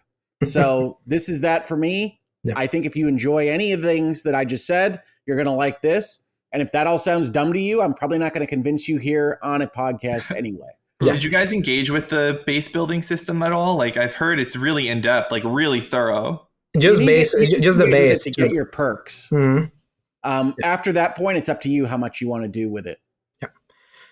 Brad, the last Assassin's Creed game you played was Mirage, right? That you didn't finish? Yeah, I didn't finish it though. Yes, you don't need to finish it. I'll just say this: like, if a Shadows feels like very clean break from almost anything that came out of like just lore wise, like it almost feels like you have to be the earlier ones, in fact, instead of the recent ones. I mean, I don't even know what's going on with the lore in Assassin's Creed anymore anyways. Well, you see, Brad. I know there's a lot to it. I know. I'm not sure Ubi does on any given game. So. Exactly. So I'm the controversial one like Alex, and I enjoy the modern day story. I actually really liked Black Flag's modern day stuff, where you were like that first person guy wandering around quasi Ubisoft's headquarters, Abstergo's headquarters, and unlocking nodes to get audio logs, because it really closed out Desmond's story. I really appreciated the little touch of those audio logs. Which, by the way, the closure of Desmond's story sucked. I'll just say that. Like, the closure of the story in 3 was terrible, but I appreciated the little nods they gave to it in the in Black Flag, which hopefully has a remake coming out this year. I'm going to say, as a fan of Assassin's Creed, I actually really like that they have offloaded the modern day future storyline to their live service initiative because it separates out what I like, the historical tourism aspect of it, from anything else that they want to do. And I've actually liked the lore entries that have unlocked. So the way that this works is that you've got that other currency that isn't really fully in the game, that has the weeklies that you do that pop up every Thursday to do in Assassin's Creed Shadows. And then you use those currencies to go down a battle pass. And one of the things that is a battle pass tier are essentially lore entry writings. Yeah. And I think they're well done. And I like that it is separated from what I'm engaging with in feudal Japan, because I don't want to be in feudal Japan and be asked to investigate the Ubisoft offices at random timing intervals. So wait, you have to do dailies to get lore? Yes, for weeklies for the modern day stuff. Yeah. Weeklies, but yes, lore that doesn't relate to Yasuke or Nawe, that relate to a different storyline that's going on in modern times. Mm-hmm. All right. Well, like the Sean stuff, like Sean and Rebecca's, that's what I just think is what it is, right, guys? The idea of doing weeklies in a single player game is just always gross. A big turnoff to me. What are we doing here? Why are we time gating this kind of stuff? Like, and they still do a lot of the cool armor in like in the paid side of the storm. So I know. The armor in the games is pretty cool too. In my, I can't speak for Shadows, but even like the ones you can get in the other ones are really cool. I never. My Yasuke is walking around like Thanos because it has my favorite perk. Yeah, so he's got gold chest plate with like the purple arms. It's fantastic. That can parry everything. Yeah. I never felt the need for the paid ones. Like Odyssey, there were so many different weapon sets and you could combine different things to look really cool. And then eventually they added the transmog system on top of it. Like you have the better gear, but have it look a certain way. That was always really fun. Like they throw that stuff in there for the people who just want to spend more money, I guess. I don't know why anyone would buy that stuff, but I have to give warning that these sets do come with like specific like perks also. So it's not just cosmetic. That can get really like, that can get really iffy. Do have fancy perks, but I will say that currency that I was talking about that triggers the lore entries is also the currency that you can use for their kind of daily rotation of stuff that they otherwise sell you for real money. So again, it's how much you want to dig into this stuff. I know people get upset about a full price game that has a store affiliated with it and all these things, but it's really not anything you have to interact with at any given point. No. So I think as long as you can keep your FOMO down and maybe not hit the store button as often as you might want to, you can enjoy this game that you purchased just for what it is that you purchased and not otherwise interact with all the rest of this stuff. They don't make it easy to not hit the store button. They put it usually right there. It's like one click away all the time. No matter which way you go, you end up in the store accidentally. It just cheapens it. Unfortunately, just the existence of it cheapens it. Though, at least so far, there hasn't been an XP boost that I've seen. But they did patch 1.2 Valhalla like 4 or 5 months after launch. So I'm keeping an eye out on that to see. So, all right. It's time for Sort It Out. On this segment, we just talk about something that's bothering us in the game industry, something we're not pleased with. Could be a company, game, human, however personal you want to get. Alex, I know you're ready for this. Yes. So let's start with you. Absolutely. So usually we talk of people outside of our recordings, and it just so happens that we have 2 lawyers with us today, and I found the common denominator for why this happened. So my Sort It Out lawyers gaming takes. So obviously... we all know that Hoeg, he's a wonderful person, love him for his legal analysis. Some of his gaming takes makes you question. But also, I've had the pleasure of having to podcast with Mr. Joe LaRussa here for almost 2 months. And man, he's racked up the list. And I kind of want to, since he's a lawyer, I'm here putting the allegations in front for everyone to hear the gaming takes that may or may not want to make you tear your hair out. Joe, you're first in the stand. Some of the gaming takes include Shadow of the Colossus is trash. 2D games are not worth anyone's time. Pixel art is ugly. Horizon is the best franchise Sony has ever made, with the best story and gameplay. Hoeg, now you're in the stand. Resident Evil 6, better than Village. Mass Effect Andromeda is better than Mass Effect 2. Final Fantasy VII Rebirth has no story. Skull and Bones and Concord are great. Ellison fans, leaving your leaving your comments. Who has the most insane takes? No lies detected. I don't know what to tell you. There was one lie. There is one lie. Alex, we've been podcasting together for 4 months, not 2 months. What are you talking about? We started in January. It feels like 2 months. April. Yeah, it felt like 2 months. That's Time has no meaning. Enjoying it so much. Time goes slower. Yes. So, Brad, I wanted to take the stand for everyone to put in the record. These are the takes. Up to the audience. Yes, yes for the audience. That wasn't lawyers in gaming. That was Joe and Hoeg. Yeah, that just happened to be lawyers. I feel attacked. Yeah. It just happened as the common denominator. But all done in jest. Changed to Alex. Your existence. Yeah. All right, Joe, what do you got? All right, my sorted out. This is an easy one. Sorted out GameStop. This is a small story that I have to share. I am a collector's edition person. I love collector's editions. I love Assassin's Creed. I ordered the Assassin's Creed Shadows collector's edition, despite the fact that in 3 weeks you'll be able to get it for 45% off. I don't really care. I like to support games that I enjoy. I ordered the collector's edition because from GameStop because it was GameStop exclusive. The collector's edition arrived at my door as if a samurai had sliced a blade through the box. Not just the outer box, but the inner, the sleeve that the box is in, and the box itself clean through. And I was obviously very angry about this, and I got in touch with GameStop, and first of all, they're the ones who sold it, and this is unacceptable. I don't know how this happened. The thing that makes me think it's not entirely GameStop's fault is that it came with a piece of tape over it, so it looks to me like FedEx tried to tape it up and cover it as if like it was okay, like they didn't mess it up, but it's definitely not. And I called GameStop immediately, and I had no response. It took 2 days to hear back from GameStop with a callback system.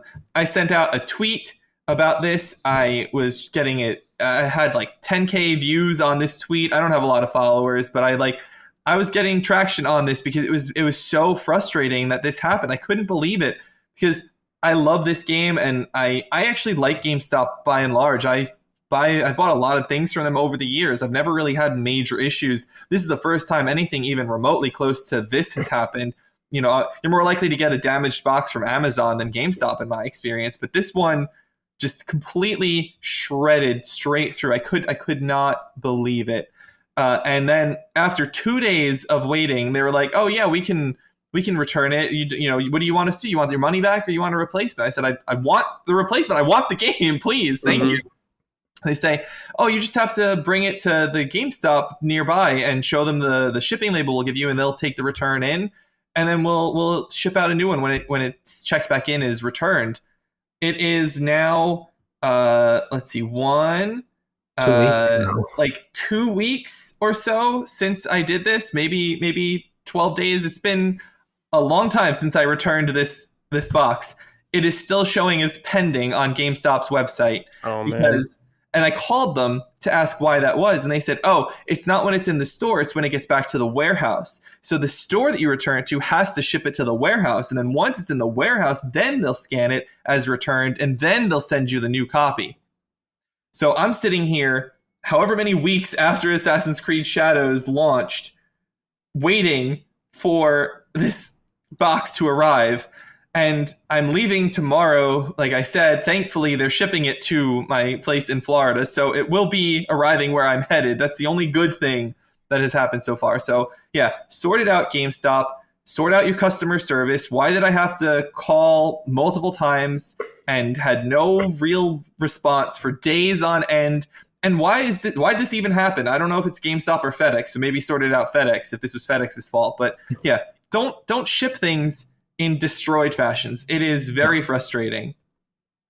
To add to Joe's, my other co-host for my show, his name is Rick. He also got the wrong. They sent him the collector's edition through GameStop, but the wrong version. He ordered it for PS5. They sent him the Xbox version. Took a week for them to get back to him. In fact, they contacted him after Joe had to contact them. So he spent an entire week without them taking ownership over the fact that they screwed up his order. So yeah. GameStop really sorted out. I hear a lot of horror stories from GameStop, especially from people on this network. Yeah. So, Micah's poor experiences with that story. And Maddie. Maddie too. I have used GameStop for years. I went to University of Central Florida. We were one of like 2 college campuses in the country that had a GameStop on campus. So I was there like every day, hanging out, talking games with people. It was really cool to have that experience. So I have a lot of affinity for GameStop. I don't like issuing a sorted out to them, but I don't really have a choice here because this is just egregious. It really is. This should never be expected. This behavior is beyond the pale. Mm-hmm. If we want to use more legal terms of art. I was going to say, well, sorted out hasn't risen to the level of a legal claim just yet. But we don't know. Yeah. All right, Hoeg, what about you? Yes, well, as you could probably tell from the top of this episode, my sorted out is Nintendo. Because I was super excited about the Switch 2, and I'm less excited now. But I want to take a different perspective on this. It's not just the pricing. It's not just the welcome tour being sold to us instead of given to us. It's the overall lack of faith that I have in leadership. I want Nintendo to go out there and say, we're selling you Mario Kart for $80 because we have a full-throated belief in the value of what we are selling, and here's why. And I want you to say, this is why we're selling you the welcome tour, because we don't want to give away our products, and this is our philosophy as a company. I want you to believe in yourselves, right? That's the first step for me believing in you, is for you to believe in yourself. And sort it out, Nintendo, because I want to believe in you. But there's no strength there. It's a hollow core when I look at the company and its leadership right this second. And the interviews that were put out by Doug Bowser this morning do not help in the slightest. So sort it out, Nintendo. I want to believe in you. You're an important part of my gaming industry history and hopefully my future. But right this second, I could not be more upset at the way that you handled the most important gaming lineup in your history. Okay, yeah. Pug, I'll kind of piggyback off you. I think I'm just like, their messaging was just kind of all over the place with this thing. I really wish they had it in the direct instead of us having to wait days and avoiding a bunch of confusion that could have been easy to dodge. Like people thinking games are $90 or whatever and all this going on. So if they were just clear and up front right at the go, they could have avoided a lot of headaches and would have made my job a lot easier trying to piece together a lot of things. So you gotta have all that stuff ready to go right away and not have to like filter it out over days. You need it all ready to go. It's a pretty especially for you, Brad. Yeah, for you as the Nintendo host, like having to like get information from one area and having it corrected back and forth was like a mess. No, it's exactly what I'm talking about, right? When you go and you try to hide something because you're embarrassed about it or otherwise, then you leave it to the internet and other interested parties to go say, well, it's $80 for Mario Kart digital, maybe it's $90 physical, and then that percolates around, and you've given up your ability to control that message because you didn't want to talk about it yourselves. You know how to do this, Nintendo. You've done it in the past. Sort it out. Yeah, that's really the crazy thing is that this is Nintendo. They've been doing this longer than anybody else doing it still, and they just don't know how to do it. I don't know how that's possible. Reggie's not there anymore. Just the Nintendo way. They're always a strange company. Always. Yeah. Okay. Let's hear from Big Mike stuck in Dusty's jar. Okay. Sorted out Oblivion remake date leakers. Hello, Bradley and the Summoners. My sorted out is for the believers in an inconsistent leaker for the Oblivion remake. This thing has had 4 dates already. Poor Locke. He bet in his beliefs, and now he's doing an Expedition 33 stream cosplaying as a Frenchman. Oui. Someday. Oh, wait, how do you say that? Someday? I don't know. This game will be announced, or someday. I think there was a typo. Yeah, someday. This game will be announced. These leakers, though, and believers in their lies sorted out. Yeah, so I've been talking to Locke personally about this for a while, this whole Oblivion remake, and he has been believing and not giving up. And I guess he made a bet with someone on the Discord that it would get announced. It did not, so now he has to stream Expedition 33 as a Frenchman. So that should be very interesting. But I wish that game would just get announced so I could stop hearing about leaks for it. That'd be great. Yeah, I'm with you on that, Brad. Especially Oblivion is also on my top 10 favorite games. I love Oblivion. I think it's better than Skyrim in its story and setting. It just has a worse gameplay because of its age. So I think if they cleaned it up at all, it could definitely like continue to earn its place on that list for me. So I'm really excited to play this game. I just want to see it. I need to know what they're actually doing with it, because the rumors have been all over the place, from like a coat of paint in Unreal 5 to like ground up overhauls. Like, what did they do? What have they done? Are we talking Sky Oblivion levels? Probably not, but I just show it. It's the worst kept secret in games right now. It's the successor to the Switch 2 being the worst kept secret in games, It's like It's a really strange situation, and I do want to give the disclaimer for people that don't know that my brother works at ZeniMax and regularly talks to people at Bethesda, but I do not personally have any additional information on this. I am legitimately curious as to how the marketing department decided on, we're going to pretend we're not making this right up until we release the darn thing. We haven't seen that very often in games. The shadow drop of something this big is pretty darn unusual. Yeah, unless it's not as big as we think or dramatic as we think. I'm not sure. Could be. Yeah, and to me, just the monumental nature of the existence of the game is really the like size of it. Even if it's a tiny touch up, it's still it's Oblivion. This is Oblivion. This is like the game that put Bethesda on the map for a lot of people, myself included. And it's not playable for anybody. It may be on backwards compatibility for Xbox, but who owns an Xbox? So it's really not playable for most people. Right. And it's 4K 60 on its 360 version on Xbox. So that's nice. Yeah. The backwards compatibility of the Xbox continues to be impressive. Yeah. I loaded this game up in the PS Plus Premium streaming about, I don't know, maybe 5 or 6 months ago. Because I do have PS Plus Premium. I bought 10 years of it when it just before the price hike. They had some sort of crazy cap on the cost, and I got 10 years of premium for like $700 or something like that. So I'm locked in for a decade. And I just checked it out, and it's the same thing. It's Oblivion, but it's just bad because it's streaming. I don't know. I need this to be easily playable in a prettier form with a map that actually is the size of the screen instead of a tiny square that you can't actually zoom in or see anything on. That'd be really nice. Yeah. All right. This is from Tim. Hey, Slippy, Slimy, Summon Ussies. Sorted out to people who don't think Mario Kart World will be worth $80, nay, $90, nay, $200. I'll get thousands of hours of that game, or out of that game, bombing my family with blue shells and ruining relationships for decades to come. $80 is a small price to pay. Cheers and take care. Damn. What do you think of that, Hoeg? I think that, again, I would be more impressed by Nintendo going out with basically what Tim said. Hey, you guys owe us $80 for this because you're going to get $300 of value. Own it. Figure out what you're about, Nintendo. But I honestly don't disagree with the notion of looking at Mario Kart World or any other game that really attracts you and you're really excited about and saying, I'm definitely going to get my value out of that. Sure. The internet reacts to things, and certainly bumping the baseline price of games up to $80 or any other number would be something worthy of discussion. But for any given person, I can think of a lot of games that I say, yes, there was definitely a surplus in the value that I got over the money that I paid for it.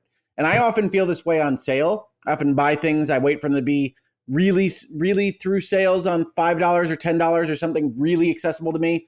And then if I really love it, I have often thought in my head, I wish I had bought that at full price because I like to support the people making these things. So if you are looking at Mario Kart World and saying, yes, I think I'm likely to get a couple $100 of value out of that, A, who am I to tell you you're wrong? But B, I don't doubt it. I don't doubt the accuracy of you saying that. That doesn't mean I want Nintendo to go and grab every penny of that extra value that they've given you because that sets the parameters for the rest of the things that they're selling. So I think it's worthy of discussion on the internet. The internet goes too far with these things. But yeah, if you're looking forward to this and it looks awesome to you, get excited about it. $80 or whatever. So one thing that I was thinking about it, because obviously you get Mario Kart with the bundle, is did they just specifically strategically price this at 80 just for everyone to just get that $500 bundle? Because look, it does make the bundle look more attractive. Because it's a $30 difference if you want to get it separately. So yeah, I can't imagine honestly the scenario in which you're looking at the Nintendo Switch 2, say I have to get that on launch, and I don't want Mario Kart World. It's a very small section of the audience, I would say. Right. So what else are you gonna get? I guess you can get better Zelda versions. That'll be me. I don't really care about Mario Kart that much. I probably wouldn't play it, so I probably would just get the regular one because I never bought Mario Kart 8. I know it's like a 1-to-2 attach ratio, but I don't have Mario Kart 8. I was telling Alex that my biggest issue with Mario Kart is I don't like that there's no real competition, that anyone can just catch up at the end with the rubber banding and the blue shell and all that. Like, that ruins it for me. I like the fact that you actually have to win races, and if I'm going to play a racing game, it just feels like it cheats you of the actual competition. Mario Kart has a skill requirement to get up in the front, but it does have a bunch of cheat code type balancing mechanisms that can bother you if you don't like the party game aspect of it. Yeah, and I don't have anyone to play with really. My girlfriend is more of a Stardew person than a Mario Kart person, so online. We have a lot of Stardew in this house. I believe it, yeah. 24 player online now. I'm excited for that. It's gonna be sick. All right, this is from Hype Guy 98. Hello, crew. My sword out goes particularly to Nintendo, original, I know, but an even bigger sword out to electronics stores in Norway. In Norway and Scandinavia generally, prices have been high for video games since the launch of the PS5 and Xbox Series X and S. Spider-Man 2 for PS5 cost 99 or 999 Norwegian kroner in the digital store, which translates to roughly 92 USD. Now, the Nintendo Switch 2 Mario Kart bundle goes for 7,449 Norwegian kroner, which translates to 692 USD. The physical edition of Mario Kart World goes for 1,099 Norwegian kroner, which translates to 102 USD. I'm a big physical games guy, and I am simply going to pass on the Switch 2. A long one, I know, but I had to get this off my chest. Loving the content that LSM makes, and especially this show, and big keep it up to the LSM family. I think a lot of people are probably in your boat, Hype Guy. It's a lot of money. I'm scared how much it will cost here. Yeah, how it's going to be for you, yeah. I'm very scared. So, oh man. Like, how much is a PS5 there? The base one, $899. Damn. The disc one. And the digital one, $749 right now. When it came out back in 2021, it was $1,400. Like during during the scarcity era. And physical games, I checked yesterday, Mortal Kombat 1 cost $150 in my Radio Shack that's like across the street. And like that's why I keep telling, like, in Season Gaming, we make the joke that there's a lot of physical people there. I'm full digital, and I'm like, I have a US account with digital. It's like way cheaper for me. Like, I love physical games. I still have some of my physical collection here, like hidden there in that closet. But I'm like, I cannot do that with the new games. It's like, it's just much cheaper for me in digital. Even though I know in the US, some physical games can be cheaper, like if you wait, but I don't have that luxury, and I cannot import it. Do you know how much it costs to trans express something over here? It's scary. So I'm scared of like when the Switch 2, because remember, Brad, the Switch 2 comes out when we go to SGF, and I'm like, I'm going to SGF, and I'm like, am I gonna sneak into like a Best Buy or something to hopefully buy it there if it's not just a pre-order? I don't know when I'll be able to get mine. So yeah, it's rough. Yeah, I got the Mario Odyssey and Breath of the Wild for $30 physical on a Black Friday sale years ago, when like 2018. I don't know. No, it was later than that. I didn't get. It might have been like 2019 when I got it. It was before COVID. And yeah, they were on sale for half off because they were physical. The store just did what they wanted to do. I grabbed it for $30 a pop. And that's good. That's because Nintendo doesn't really put their stuff on sale on their digital sites for more than like 33% off. So half off is good. I was happy with that. Yeah, $41.99 is the lowest some of their biggest games have gotten. That's how I bought a few. And it pains me that they still haven't said anything about a replacement of their voucher thing, right? The one where you pay $100 to get 2 games. I do love the game vouchers. Yeah. No, but they're taking their entire online infrastructure back to zero. So we don't know. Yeah.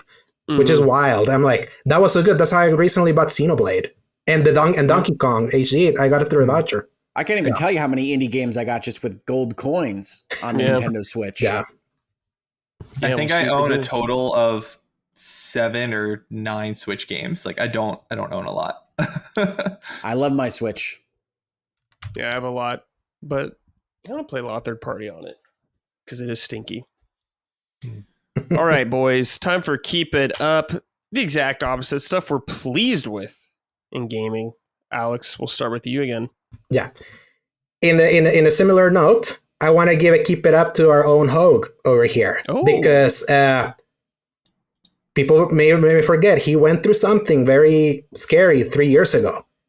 You look at him, you wouldn't know that he suffered a stroke, like literally. Yeah. And it's pretty impressive how much he's recovered the Hoeg that I knew from back then. And I feel like it's I've known people that have gone through what Hoeg's gone. And it's incredible to see the progress. And I have to just say to keep it up, because even with that, he's brought back virtual legality, like in his way. Like he's been showing up here in Summon Science and Constellation over at the Bitcast. Obviously, yeah, take or leave his gaming takes, but yeah, I remember telling you, Hoeg, this, like when the thing happened to you early in that 2023, when we're still like in the Microsoft acquisition, like of Activision, was like, that's a lot of us were like, we don't understand what's happening. We miss Hoeg. And it just goes to show that what you do, like in the legal side, like for gaming, is pretty important. And keep it up, keep it up, and also keep it up, Miss Hoeg, that has been helping you keeping everything in line. So I really appreciate it, Alex. That is very nice of you to say. I am certainly trying, and it is a much longer process than even I had anticipated when I was warned that it would be a long process. Yeah. Doing great though, Hoeg. Yeah, I wouldn't know at all just by talking to you through this. So it's really impressive. Really impressive. Like I had a grandma that she lost like her entire side. She never recovered her right side after a stroke. So I look at you, I'm like, it's insane that happened to you. And you look like I remember it. It is really nice of you to say, because one of the things, since I'm on video so much, that I will look at when I'm trying to clip myself or find something that I've said to make sure that I am articulating things correctly, is that I will see my left side and my right side kind of separate, especially in my mouth area, and just kind of start talking diagonally, which definitely happens to me from time to time. And it doesn't bother anybody. Nobody has negatively commented on it or anything like that. But you have a much closer view of yourself than everybody, even on the outside, does on these things. Yeah. So it's very nice of you to say. Yeah. All right, Joe, what about you? Well, I don't know about following up on that touching keep it up from Alex there, but I want to give a keep it up to Ryuga Gotoku, RGG Studio. They announced a director's cut of Yakuza 0. For some reason, they're adding a multiplayer mode to it.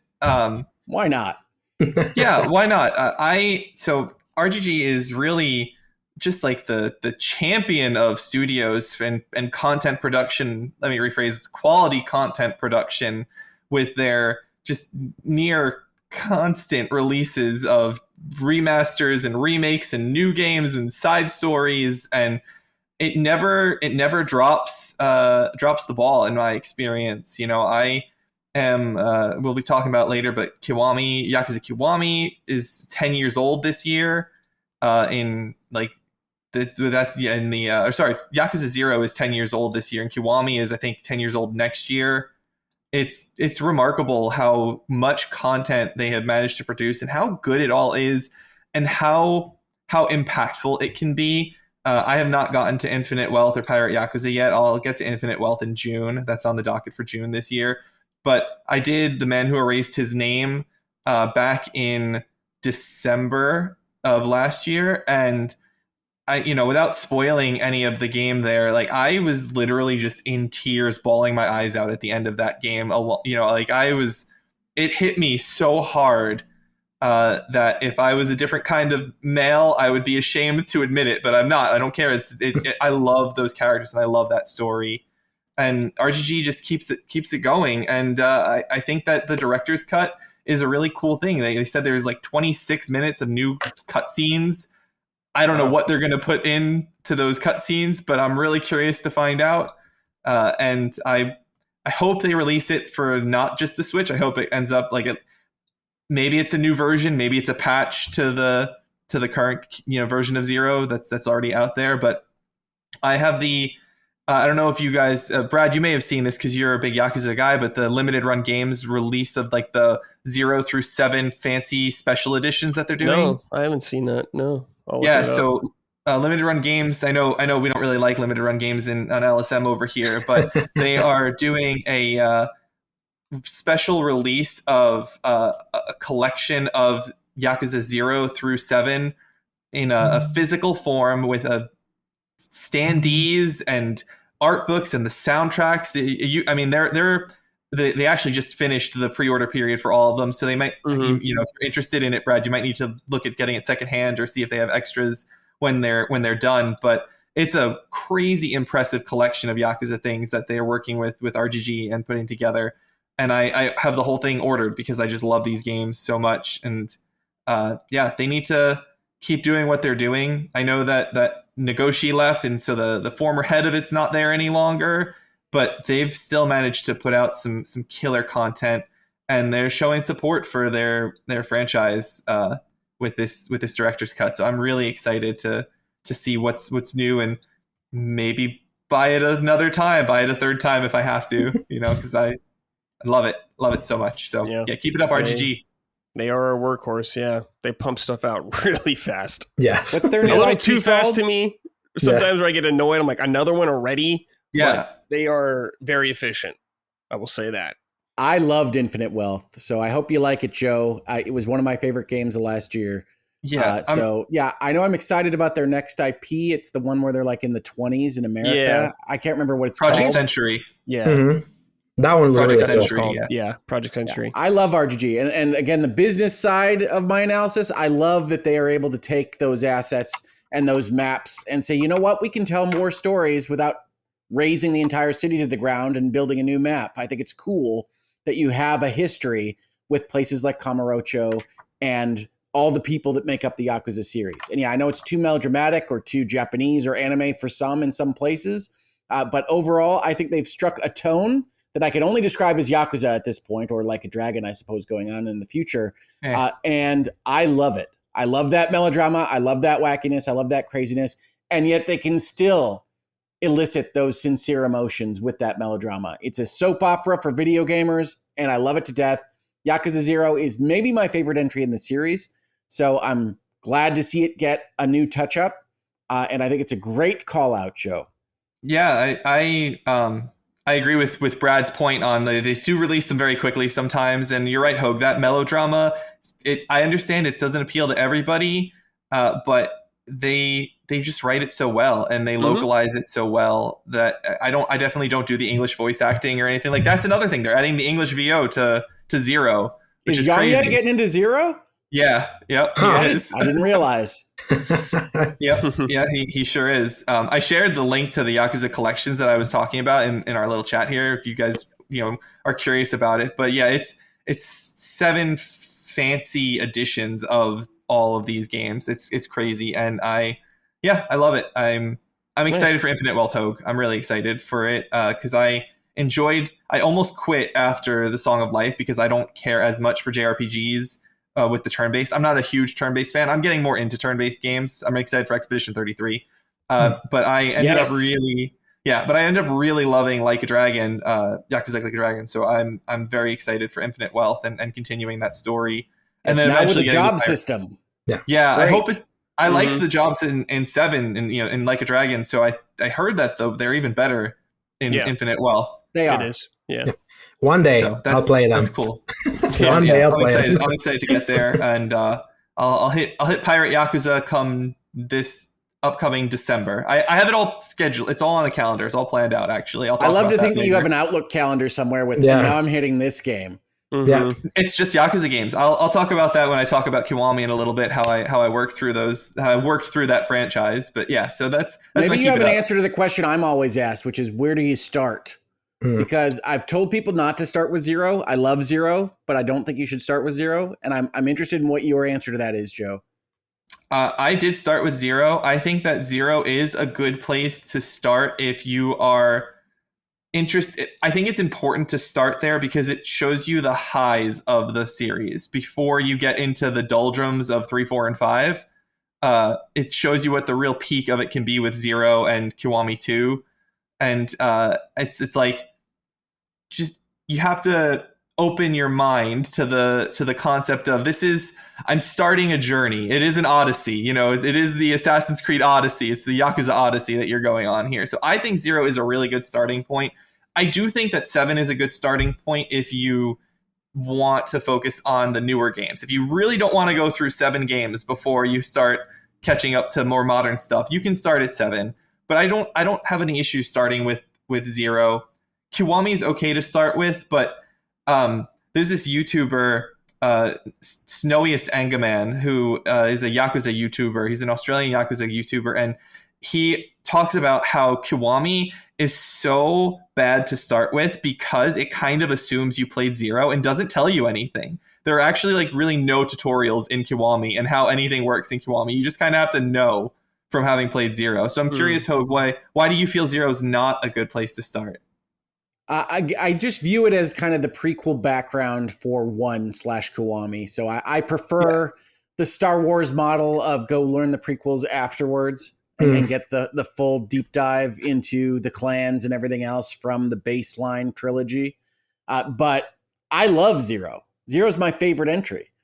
So I've just thought about it from time to time and said it's probably not the place I would start because it's such a different kind of flavor than what the series winds up becoming. It is that kind of 80s real estate developer, Superman plotline kind of thing that I really like, but it's not what's going to happen in the future. So where would you have someone play to be disappointed? Where would you have someone play it? I think I have all the Yakuzas now in my PlayStation family, but I think I played most of them through Game Pass. No. I meant in the chronological, like in playing. Where would you ask someone? Would you have someone? Like, would you say go through 6 and then do 0? Would you say do Kiwami and then do 0? When do you tell someone to play 0? I think I go 1, 2, 3, 0, if I recall correctly. Interesting. Okay. Brad, what would you recommend someone? But you played all of them, right? Yeah. Where would you recommend someone start? I started with 0 because I think, like Joe was saying, it's a good spot to start because it is so good and it like really sells you on what these games are and what they can do.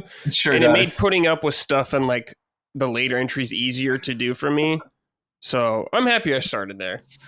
Cool. Yeah. I'm 1 hour into 0. Yeah. Hoeg, keep it up for you. What do you got? Well, following along with Joe, who I really like his keep it up because I do love that kind of economical design that RGG uses in their games. I wanted to say keep it up to unexpected roguelikes. I love indie games. I really love that Balatro got all the plaudits last year for figuring out how to make poker hands into a roguelike. And I love city building and strategy games, which we don't talk about a ton here. But I have been enjoying a run through Steam and Switch games that are essentially city builders or empire builders that feature a roguelike meta element and sometimes deck building and card play. So I want to call out those developers that are figuring out how to use their limited resources, their small teams, to make compelling strategy games in a roguelike environment because I love that it exists. I know sometimes people get a little bit frustrated about all the roguelikes and everything because it is a very economical way to make games, but I want to say keep it up because you guys are doing great work.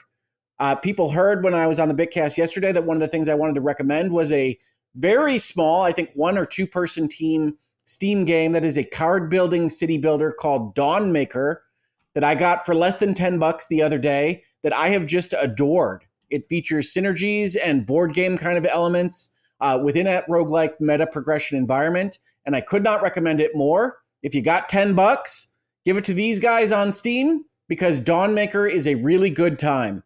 But similar to that, I've been enjoying a game called Dot Age that is another city builder, civilization builder that has a meta progression roguelike element that I'm actually playing on my Switch, where you have these little people called pips, and you have to worker place them like you're playing your favorite board game into various different roles while trying to survive calamities and dooms that are prophesized to hit your city.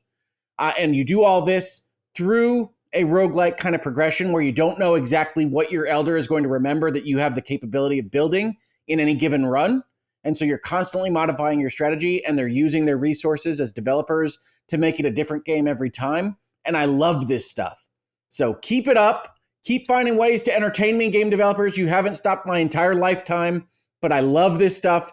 Unexpected roguelikes, poker, city building, civilization building, maybe. I don't know. Whatever's next, I love it, and I will continue to support it as long as I have the money to do so. Yep. Nice. For me, I'm just going to say keep it up, Donkey Kong. He's back. Yes. I've been waiting for a 3D Donkey Kong game for a long time. The last one we got was like Donkey Kong 64, and I'm not a fan of that game. So I'm very happy to see the Kong back. He's looking good. I'm so into just fucking shit up as Donkey Kong. I love that. It's looking good. So I'll be there day one. No questions. I do like that they have added Banandium to my vernacular. As a lover of words, Banandium, incredible. Banandium. That's right. Love it. I really hope it's not the Odyssey team making this, to the extent that they're not releasing a 3D Mario this year, because that would crush my fantasy team. I don't know about 3D Mario this year, but it's possible. But I kind of feel like they're going to wait on that one. It feels like Nintendo would have floated a Mario game if they had one. It feels like the schedule's already taken. Like what they released, or at least showed, that is like you can kind of see how the year can go just with Mario Kart in June, Donkey Kong in July, Metroid somewhere in August, September, and that also includes the Kirby game. So, well, Nintendo does have that December slot that they like, but you're right. I don't know where Air Riders goes. Yeah. I feel like they'll save Mario for next year because of the second Mario movie coming out. So they might kind of synergize it with that. But that's right. They have to go get Minecraft now. Yeah. Mario's been dethroned. Yeah, by Minecraft. That's right. But Nintendo is a weird company, so who knows what they'll do. All right. It'll be a Mario Noir. Yeah. This is from Matt Danger. Howdy, Summoners. Keep it up to Nintendo. For my family and me, Switch 2 is taking an already wonderfully family console experience and adding numerous quality of life improvements to make it an infinitely better experience. Is it all perfect? Of course not. But I refuse to let the negative overwhelm the joy of picking up the system and making more memories with my wife and kids. I'll be spending somewhere in the range of $800 Canadian on June 5th after taxes, and knowing the time and enjoyment will all get out of it. I consider it already a price well spent. I totally understand that not everyone has the luxury of feeling this way or wants to, just my perspective. Yeah. Hey, Matt, I hope you enjoy with your family. That's cool. No, that's a great perspective to have on big expenses. And I do think sometimes the arguments online or anywhere else in your life do come down to sometimes folks not having the resources that they would like to have to devote to these things. So yeah, it is a luxury, but enjoy it. That's what the money's for. Yeah. As my family likes to say, you can't take it with you. So absolutely, if you're going to get that experience with your wife and kids, that's what you're looking for with that money. That's why you work for it in the first place. So go enjoy it. And hopefully the Switch 2 is exactly what you want it to be. Yeah. And nothing beats playing Nintendo with your family. That's how I play my 3D Marios with my entire family all the time. It's a wonderful experience. That's awesome. All right. This is from, absolutely. This is from Tommy Brinkman. Hello, Summon Boys. A big keep it up to the Birdman himself, Tony Hawk. Glad he's speaking up about the changes in the upcoming 3+4 remake by addressing the changes and additions to the soundtrack, saying he's picked the new songs and he hopes people discover new music, to demanding that Bam Margera is put back in the game. Keep it up, Tony. I'm very excited for this one. I love 3. Yeah. Love 3 back in PS2. Well. I think it's always impressive when licensors, especially individuals that have licensed their likeness, take an interest in what their likeness is being used for. So I second that. Keep it up. Absolutely. Yes. And I feel not one way or the other about Tony Hawk as a person or really about his games. Yeah. You didn't play the Tony Hawk games, Hoeg? I did. They're just not for me, to be honest with you. Score challenges with skateboarding, it just never really was what I was looking for. So you can chalk that up to Alex's list of things that are bad gaming takes. I know people love them. Just never connected with me so much. Yeah. I was of the age that I grew up playing them, but I enjoyed playing them a lot, but I never cared about the score challenge parts. I just enjoyed skating around. Like that was my thing, is it just felt fun to play. Maybe I was too young to like get the idea of score, trying to do certain things, but they were just fun to run around or skate around in and grind and jump and all that. I honestly don't remember which ones I played or didn't play anymore. I beyond like 1 and 2. I may have played 3 at some point.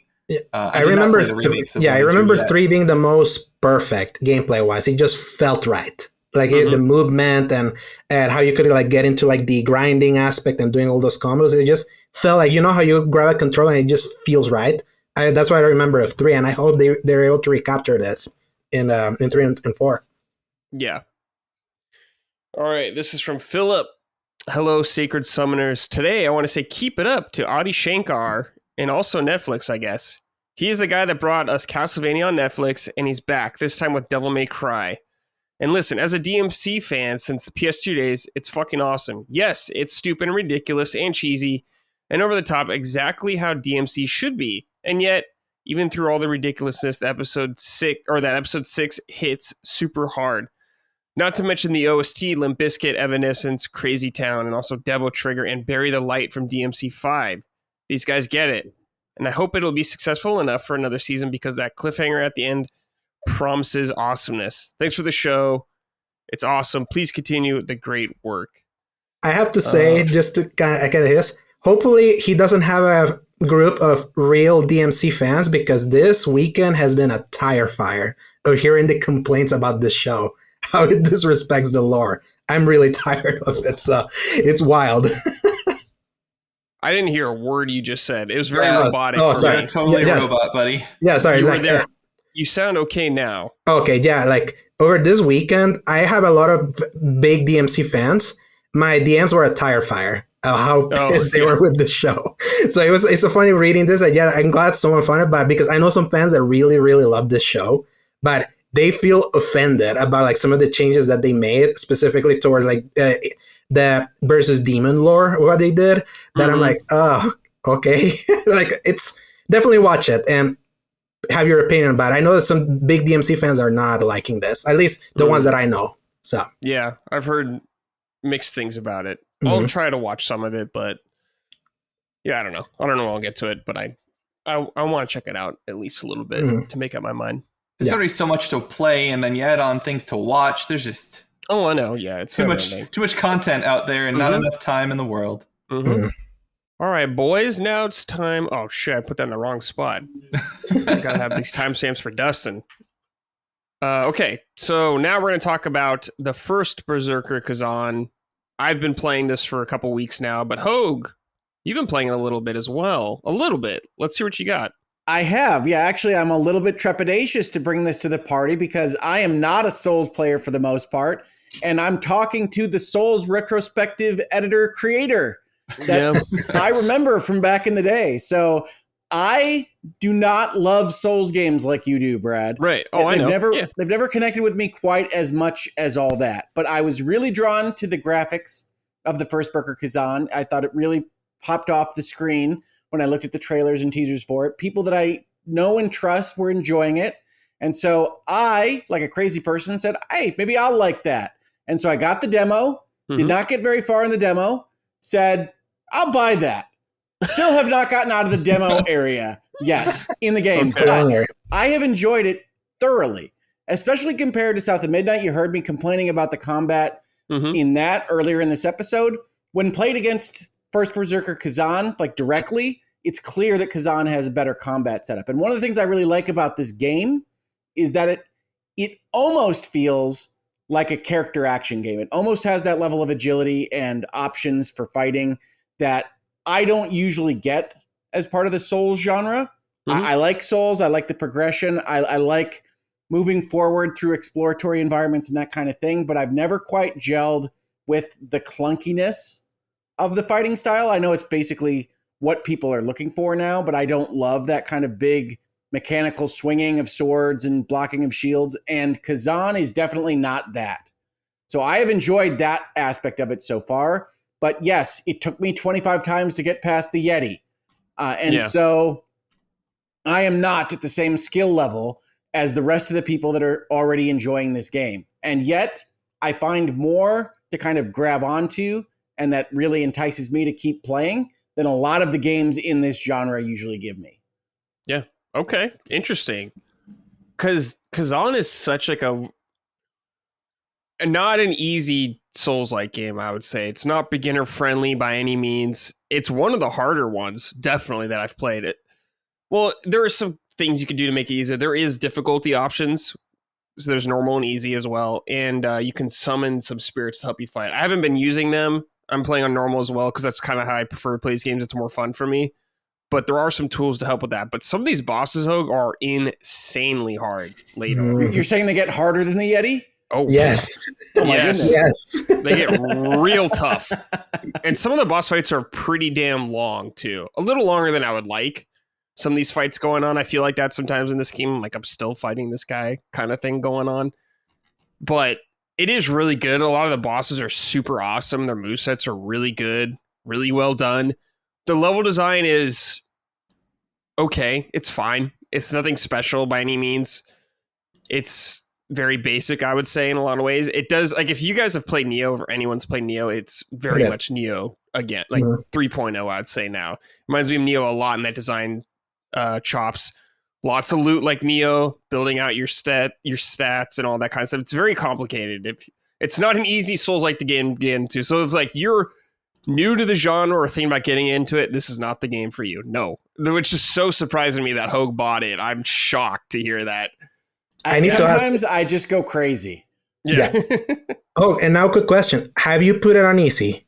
I have not put it on easy because I almost always pick the difficulty that has the language from the developers that says something like the intended experience. Yeah. Mm-hmm. That's usually what I lean towards. I love it when they add that, especially when there's like 3 or 4 choices. But no, I've stuck with normal right now. I admittedly faltered psychologically and almost changed the difficulty on Yeti attempt number 23. But I mean, it's not just me. I was never good at these things before the stroke, but after, the one thing that has really stayed a part of my gaming experience is that I don't have 100% timing control over my left index finger, which is where every game puts parrying, is on that left bumper. And so it's clear with the design of Khazan that parrying is just kind of like objectively better than dodging because you're going to be attacking that stamina bar, and parrying gets you those attacks if you can do it with perfect timing. And that's what I was trying to learn during the Yeti, is essentially I got to get better at these parries in order to get that stamina attack. And I did, but it's still somewhat touch and go. And so it's my own personal thing to deal with there, but it's not like the stroke took down the best Souls player in the history of the world. It didn't. I was not there. It just made it even a little bit more difficult for me. And the things that I like about Khazan are basically the storytelling and the world. I've always really liked kind of, I don't know, dark barbarian core as a concept, whether that's from Conan or my board games. There's a Dark Tower game that I really love in the board game space that has this kind of world on the brink of destruction, eclipses everywhere, blood on the snow, and Khazan captures that perfectly. And I've really enjoyed interacting with it on those grounds. The graphics stand out. They jump off the screen. And I do think the storytelling is more direct than some of the Souls games. I don't love the kind of lyrical poetry and item description storytelling of FromSoft. I know a lot of people do, so that's not a judgment on them. It's just not what works for me the best. And Khazan is more straightforward. And I like being a barbarian putting blood on the snow, if that's not evident enough from Assassin's Creed Shadows. So this one works for me right now, but it is an open question as to exactly when I hit that wall and say my time is better spent doing something else. Again, Expedition 33 looms for me. Yeah, I'm trying to beat it before then, definitely. Yeah. I can give some perspective with Khazan because I did test out the easy mode just to kind of see what it changes. And it doesn't really change anything. It just makes you stronger. And like you can get more hits like from every boss.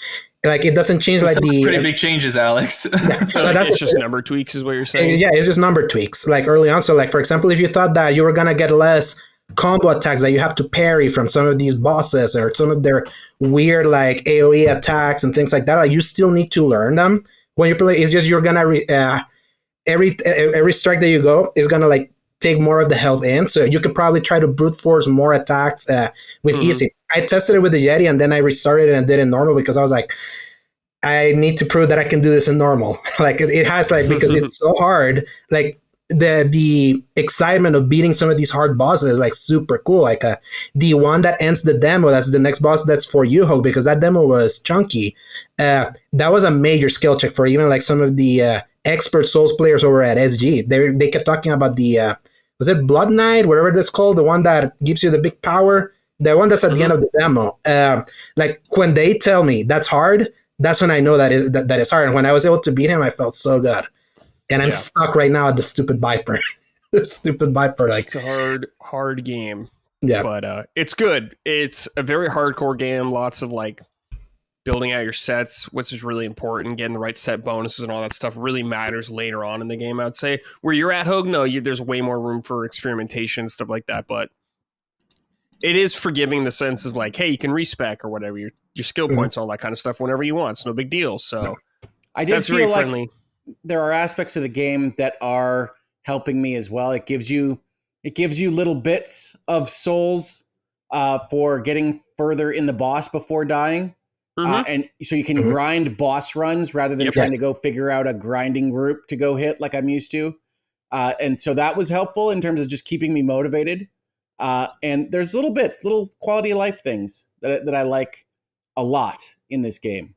And not only do you get currency to upgrade like the different stats, like there's like a slow passive like skill like XP that you keep earning, and you can even still keep farming that like even where you go, because there's what made the big difference for me with the second boss was whenever you get skills, like I got some really cool ones that helped me a lot with delivering more damage, like with that you do with R1 or R2 depending on how you map it, and I feel that's better than having to go back to just in circles and kill enemies to get. You can still do that, but at least this game gives you that to just stay with the boss and slowly kind of get better.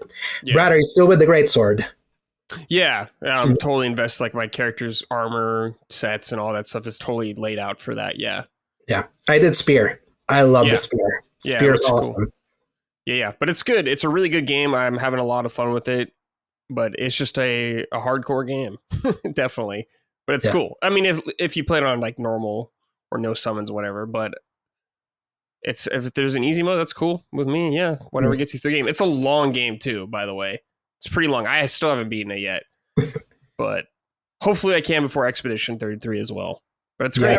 Every once in a while I get into one of these because honestly, Souls games should work better for me than they do. I like grinding in RPGs. That's one of the reasons I love Dragon Quest as much as I do. Is I loved as a kid saying I can't cross that bridge yet until I go and circle around 100 times. I like that, which is how I feel about Souls games and their structure. But I just haven't been able to engage with them very often. The last time I got anywhere in one of these was Lies of P, and so I'm hopeful that I will get to the middle skill check again in this one. I have no claims of getting to the end of this bad boy. But I've enjoyed it so far, and I hope to get to the muddy middle of this game would be great. Yeah, totally. Cool. Yeah, I'll report back someday when I finish it, whenever that happens. All right, let's see. Lizard wrote in, hey, Bradsworth, now that you're deeper in the game, is the exploration rewarding? I feel you touched up a tad bit on it before, but I'm intrigued because I'm considering picking this one up. Also, is it up there on the Souls-like echelon like Lies of P? Like I said earlier, the exploration's okay. It's fine. There's like stuff to get like shortcuts and rewards, like extra loot and stuff like that, but nothing like groundbreaking. No huge moments like you have in Elden Ring and stuff like that. Nothing like that. Everything is stage-based. It's not interconnected world or anything, so you don't get really crazy stuff connecting in ways, but it's fine. It's good enough to keep you going and make some levels interesting. Is it up there with Lies of P? Yeah, I think Lies of P is a better game overall still, but I think I like the combat more Khazan than Lies of P. I think that's Khazan's definitely strongest point. Yeah, I'd have it in the ballpark. Yeah. Yeah, with Khazan, there's more combos that you can make than in Lies of P. Yeah, it's much more combo based than Lies of P. Yeah, Lies of P feels more like a FromSoft, like more deliberate in the how you have to. Obviously, you need to manage your stamina also in Khazan, but with Khazan, like you can keep like mixing and matching like the different combos depending on the weapon, and that helps it a lot to feel more like aggressive than even a Lies of P. They have to be very deliberate. Yeah, because you're like binding skills to like face buttons as well, like certain skills, so you have to manage that as well. It's a much more action game, I would say, or closer to that than like Lies of P. All right, this is not an Xbox. This is Patrick. Greetings, summoners. This one is for my Berserkers, Hoeg and Brad. I really enjoyed the perfect block system while playing the demo for the first Berserker Khazan. Getting the perfect block, the Phantom at the end was so satisfying that I bought the game immediately. I am enjoying my time switching between dual wield and greatsword, depending on the enemy. I'm finding the mechanics easier to manage compared to Liza P. I tried the demo for Liza P and couldn't get into it. How are you both finding the gameplay in this surprising new series? Thanks for all that you do. Much love and respect to my fellow barnacles. So, Hoeg, you played a little bit of Liza P. Are you finding it easier to get into? Yeah, I think you and Alex nailed it. Liza P really feels more like what I expect from a Souls game when I call it a Souls game. It's got that kind of deliberate sneak up on the guys, use your dodge rolls effectively. And I tried to play Khazan something like that when I started out, and that's clearly like the wrong way to play. You're supposed to be kind of going through the stances, breaking their poise, if you will. They don't use these terms exactly in the game that way, but you're rolling through with all of the blades flying around and being more of a berserker. So it does feel like I said, closer. It's not this robust, but closer to a character action game than something like Liza P. But I really loved Liza P. And so I don't know whether this will wind up as something I like better or worse than it at the end of the day. Another game that it reminds me of, Stellar Blade. Because Stellar Blade is like that in between of being a character action game and some of the deliberate nature of how you parry and dodge like in a Souls game, but that was also very combo driven, like very aggressive. This feels like a harder Stellar Blade in how I expected Stellar Blade to never threw me. Stellar Blade never threw me off its backside. It never bucked its bronco, whatever you want to call it. So it's a little bit backside of a different... Hoeg for Stellar Blade, really? Backside? Come on. Hey, it's just what came to mind, man. Stellar Blade was one that I liked but did not love. I actually like this one a little bit better than Stellar Blade so far. Yeah. Cool. Yeah, I would agree with that. So, all right, Joe, Kingdom Come Deliverance 2. You're playing. Yeah, I have finished this, but you're still going. Talk to me. I am still going. Yeah, I am deep into this game at this point. I am well into the second map. Let me put it this way. I don't have any clouds left to uncover on any of the maps. Okay, I think I'm down. I mean, I have not progressed the main story too much since getting onto the second map. You get, without spoiling, obviously, you get to the second map and it breaks into 2 story quests, basically, that you can go and do one or the other. I did one of them. I started the other. I haven't finished that one yet. And then I basically went around and just did all the side quests. And I'm down to, I think, the last maybe 3 or 4 or 5 side quests that are available right now. Because obviously, you never know when more things are going to pop up. Right. But yeah, I am deep in this game. 100 hours approaching, give or take, I think, somewhere along those lines. It's so huge, this game. It's really crazy. And I wanted to just keep talking about it here because I really love this game so much. I know you didn't play the first one, Brad, right. And I don't think Alex played the first one. And Hoeg, have you played the first one? I did, although I did not find it as compelling as the second. Yeah, okay, I do agree because I did play the first one. I really love the first one. Actually, a fun little story about the first one is the first game is pretty much the reason I listened to Last Stand Media because there was a lot of undeserved controversy around the first game and its depiction of various people and lack of certain depictions of different ethnicities. I'm sure everyone remembers that conversation from 2018, but I never heard of Colin before until I heard about the discourse of this game and he made his video talking about it because I was really excited for the game before that and then heard all these like negative things people were saying. And then I heard someone had put out something that might be considered a reasonable take on the topic. And that was Colin's video. And ever since then, like that's how I discovered Colin's Last Stand. And I've been listening to that Colin and his content ever since. So yeah, you can kind of thank Kingdom Come Deliverance for me ending up on this podcast in a way, which is fun to think about. Yeah, I loved the first game, Hoeg, even though it was not quite as compelling because it was just it was smaller. It felt smaller scale in a lot of ways, and it was obviously not as grand of a tale as Kingdom Come Deliverance 2 is. But that first one really sold me on this world and these characters, because the first one was still really well written. It's like Henry has been Henry in 1, just the same as he's Henry in 2. Hans is Hans. Like, the characters have been consistent across the board, as is the writing, I think, at least. And so getting to go through this crazy adventure with these characters and all of the, I mean, they're the kinds of people that just like fall backwards into excitement, which is really, that's a good storytelling trope, I think. The people who just end up in the crazy, settings. I think that's what makes this so interesting. It's the Henry and Hans are like the Forrest Gump of 1400s Bohemia. They're at the center of everything somehow. Yeah, it's great. I love it. It's got its problems. It's got some quirks to it.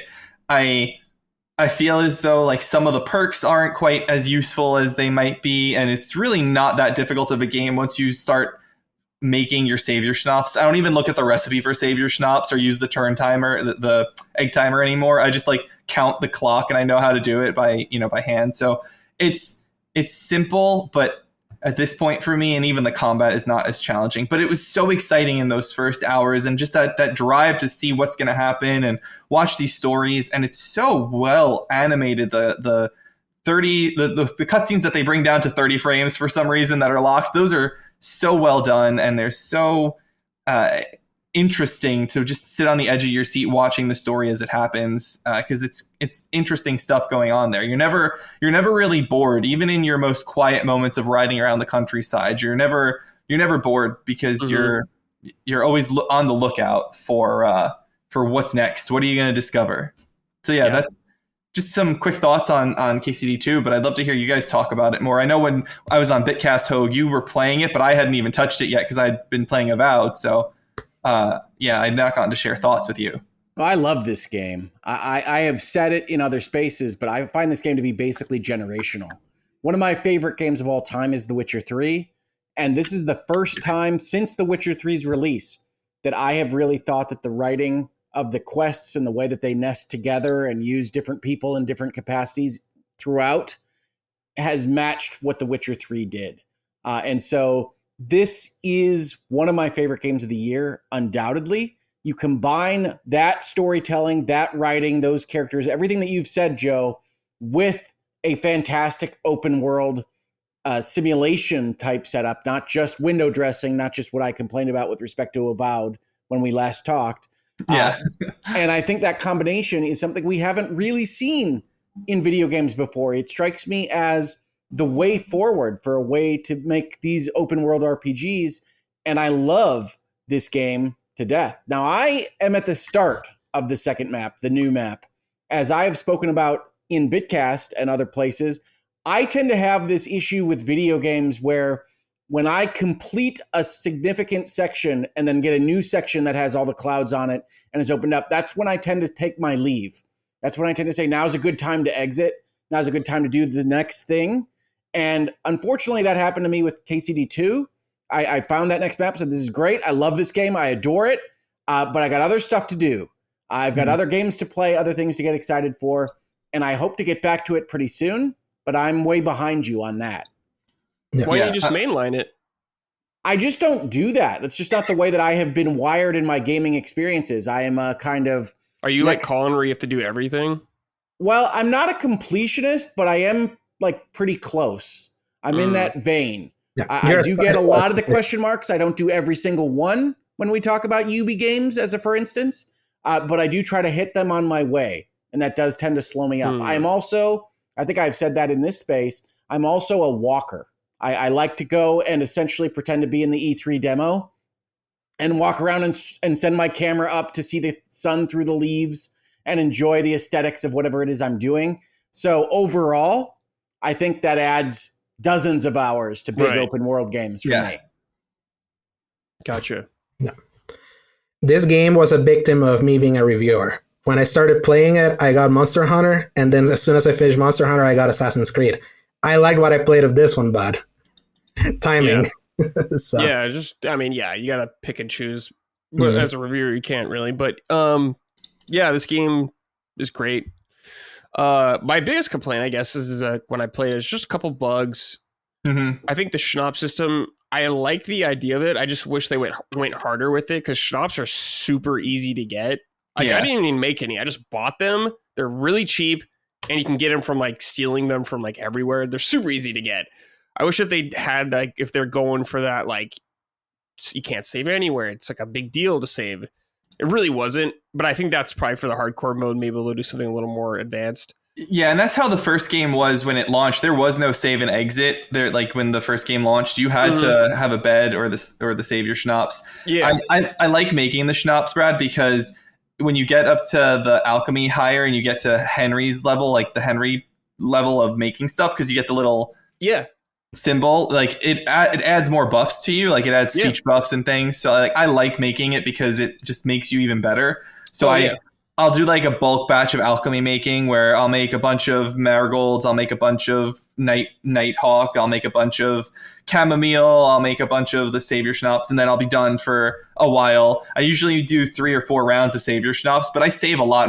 I'm on like save file number almost 900 over my time playing it, just from all the auto saves, the savior schnapps saves, the exit saves, and the just general game saves. Like I'm saving constantly because I don't want to lose the progress. Yeah. I mean, I like the game because if you put in effort, you are rewarded with stuff like you were saying with alchemy. Like you don't need to do it, but if you do it, you can get some buffs, like you were saying, like all those like speech things and charisma. Like that's really good and stuff like that.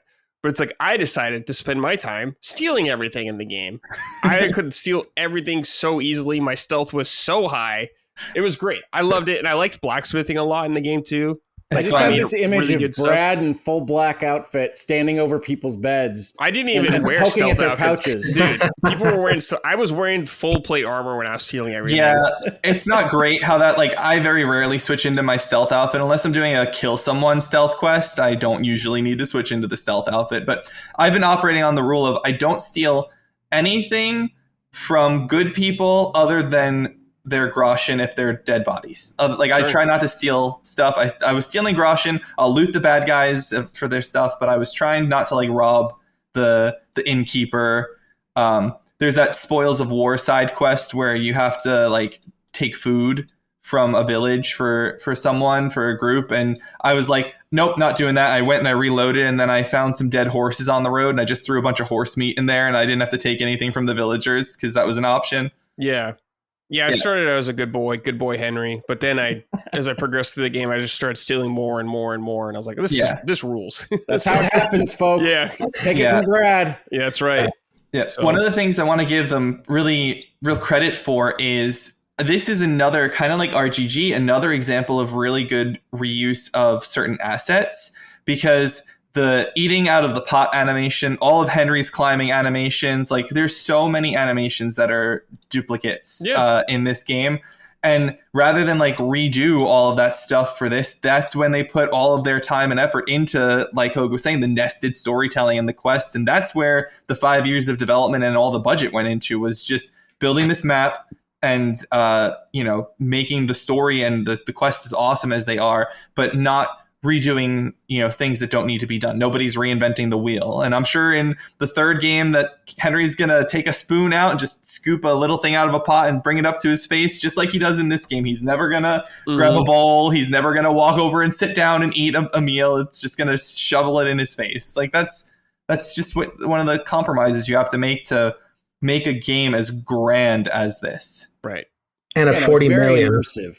Yeah. That this game was made at $40 million budget is insane. Yeah. Just from what I've seen. It's like such efficient budget. Also being made over there in Europe, but it just feels even more impressive from everything I've seen and what everyone talks about it.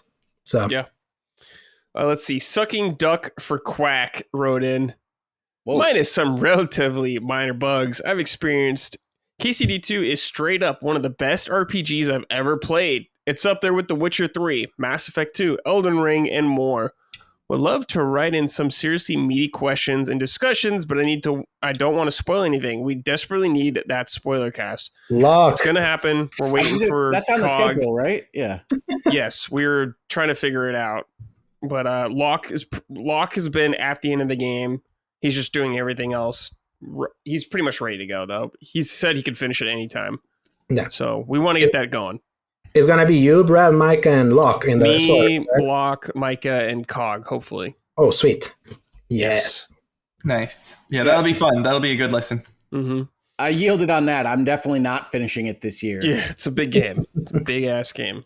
If I wasn't leaving, if I was going to have the PC, I wouldn't play anything else. I'm very much a do a game until it's done kind of guy. It's very hard for me to stop, which is part of the reason why it was kind of hard to fill out this list in some ways, because I was like, I need to just keep playing Kingdom Come. I just want to play Kingdom Come and get this over with. Not over with like I don't enjoy it, but like I want to finish the game. And obviously I'm leaving in a little bit, so I won't. I'll have to switch over, and I'll come back to it when I'm done. But when I'm back, I won't do anything but play this one. Like this will just be the next thing. I'll pick it right back up because I like finishing things like that. I envy you, yo, because I can't do that unless I'm reviewing something, which is like, okay, I need to get this done because of an embargo or anything. Like I like always playing like 2 or 3 games at a time. That's just how it is. So yeah, way too much. I listen to someone like Hoeg talk about games, and he's always got a new like slew of games available that he's like, oh, I'll talk about these 5 or 6 games that I played over the last 3 days for an hour a piece. Like, nope. I like to dip my toes in and see what the game's about, and I don't need to see them to the end very often. But certainly, Kingdom Come is one I would like to see to the end. Yep. Hoeg, what would you say your ratio is to like starting a new game to finishing games? Something like 5% finished. Yeah, 95. A lot of games I play don't have endings, right? Like one of the things I've been playing the most this year is Civilization 7. I love that game, but much like you were talking about with respect to InZOI, like some of these games don't have endings. And so I do have to try to pick and choose what my forever game is going to be at any given time, because I'm never getting credits on that because they don't exist. Yeah, I get that. For me, that's usually Crusader Kings. I've gone back to Crusader Kings since 2. I've been playing that game for over those 2 games between 2 and 3 over a decade now. I will every so often just go and put another like 60 hours in and do a new save. And usually they've patched the game so like it's ruined my old save and I have to start over. It's very hard to finish those kinds of games when they're so long. Yeah, I will say also I'm almost always playing a Final Fantasy. Like yesterday, I was playing Final Fantasy 16. I play that one a lot. And so I'm almost always playing something like that. Yeah, this is your 5th playthrough of 16, right? I love 16 so much. So it might be 5th. I don't know. It probably is, actually, now that I think about it, because I played it again when each of the DLCs came out. And that game is still awesome. Don't let the naysayers keep you down. Final Fantasy 16 is the greatest. Go try it out. It is good. I really enjoyed 16. I haven't done the DLCs yet. I was not a fan of the combat system. I don't really like the Devil May Cry action-y combat stuff. Like that's too much for me. I do think Rebirth and Remake have the better combat systems. Yes, absolutely they do. But 16 has the better story. So I will vouch for 16 till the end of time. Love that game. Awesome. I think that was the first spoiler cast I did for Last Stand Media. So second one. Yes, I was playing that yesterday, and I was watching a random cutscene of just Jill and Clive talking, right? Yeah. And it just jumps out at you how much better and higher production value in terms of cinematography and timing and acting it has than so many other games that you're otherwise playing. Yeah. So I love that game. Do not sleep on it. Even if it's an action game and it's not my favorite battle system, I agree. Rebirth, Remake, better battle system. Absolutely. Mm-hmm. But 16, just love it to death. Give it a try.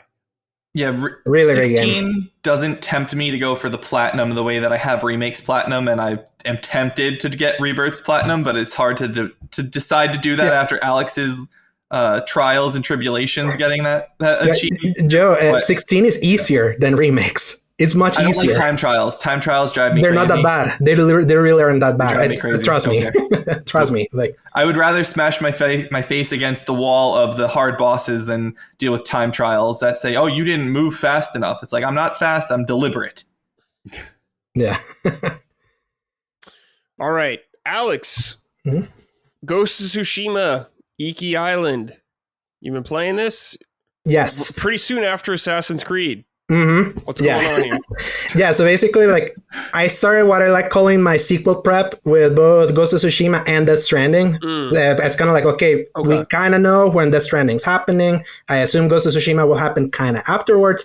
This year also, before Shadows, I finished Rise of the Ronin, so I've been kind of like in all Japan mode like for a while, and kind of why I wanted to go back immediately to Ghost of Tsushima was because I also did it as a review kind of like comparison that I wanted to do when I wrote my Shadows review to see how I really felt about like, what I had played versus how I tried with Tsushima. And I had never played Iki Island, so I took this opportunity to finish Iki Island too. Mm-hmm.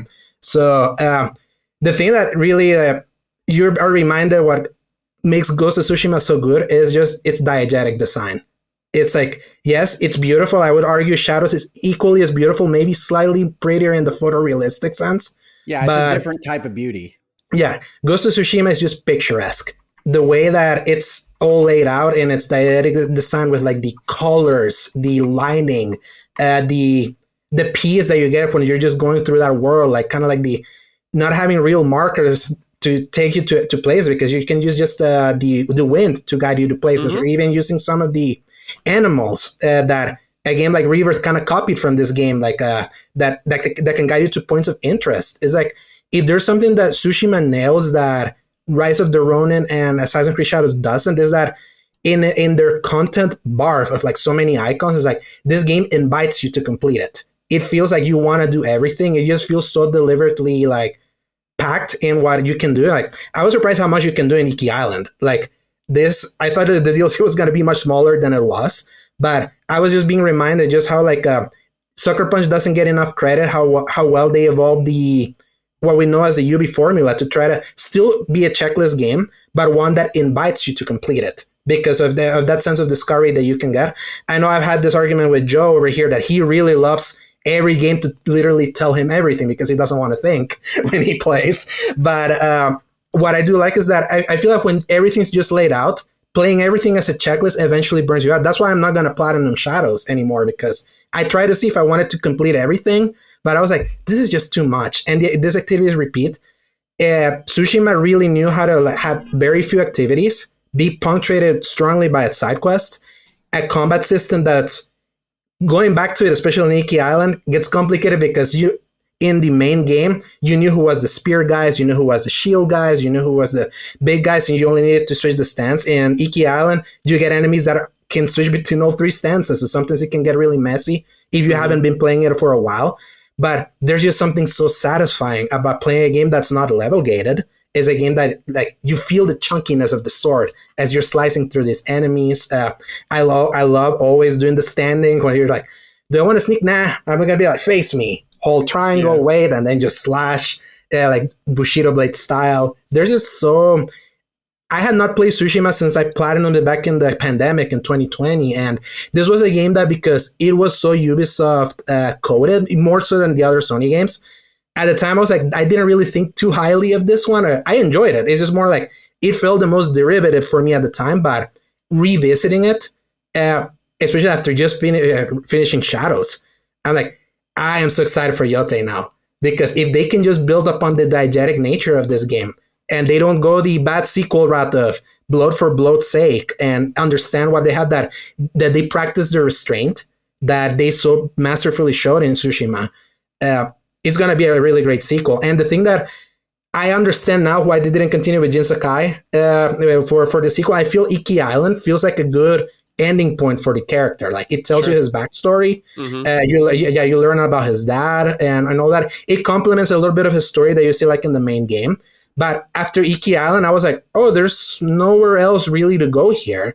And now I kind of get it more, like why they decided to move it. I understand if someone didn't play Iki Island and thought after whatever ending you picked for him, you could think, yeah, you could still follow things up here.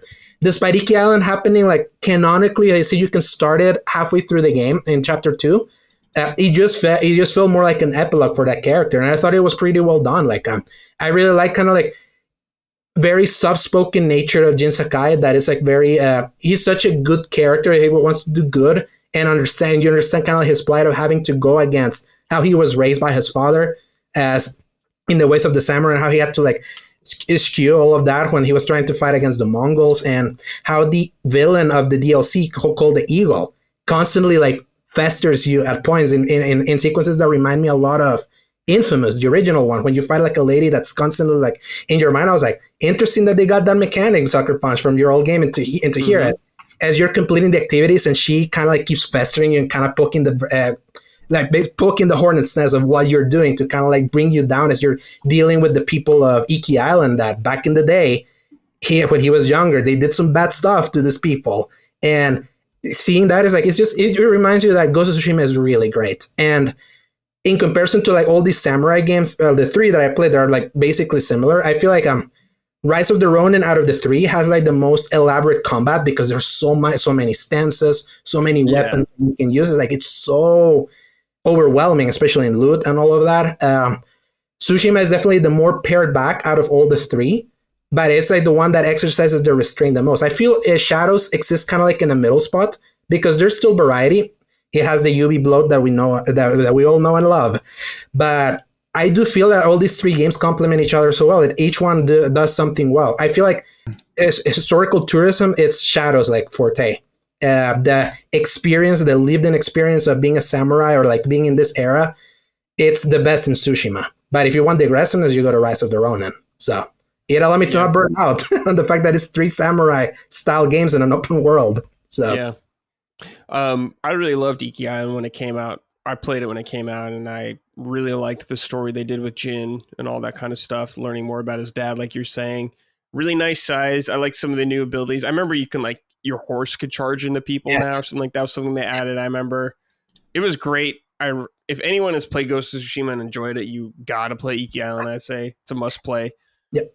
And I also love that there's a lot of PlayStation crossover in some of the costumes that you can get in some of the.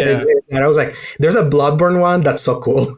Like the old hunter that has like the big hat. There's a Shadow of the Colossus one that has like the big mask in front of it. An Aloy one, even though you're playing as a male, but it's clearly Aloy's costume and helps you if you want to do the bow and arrow combat. If you do that costume, and there's the God of War one that if you are more like the samurai, just let's go strike out. It's cool to wear that one if you don't play stealth and just go for the combat. So yeah. And the multiplayer was fun too.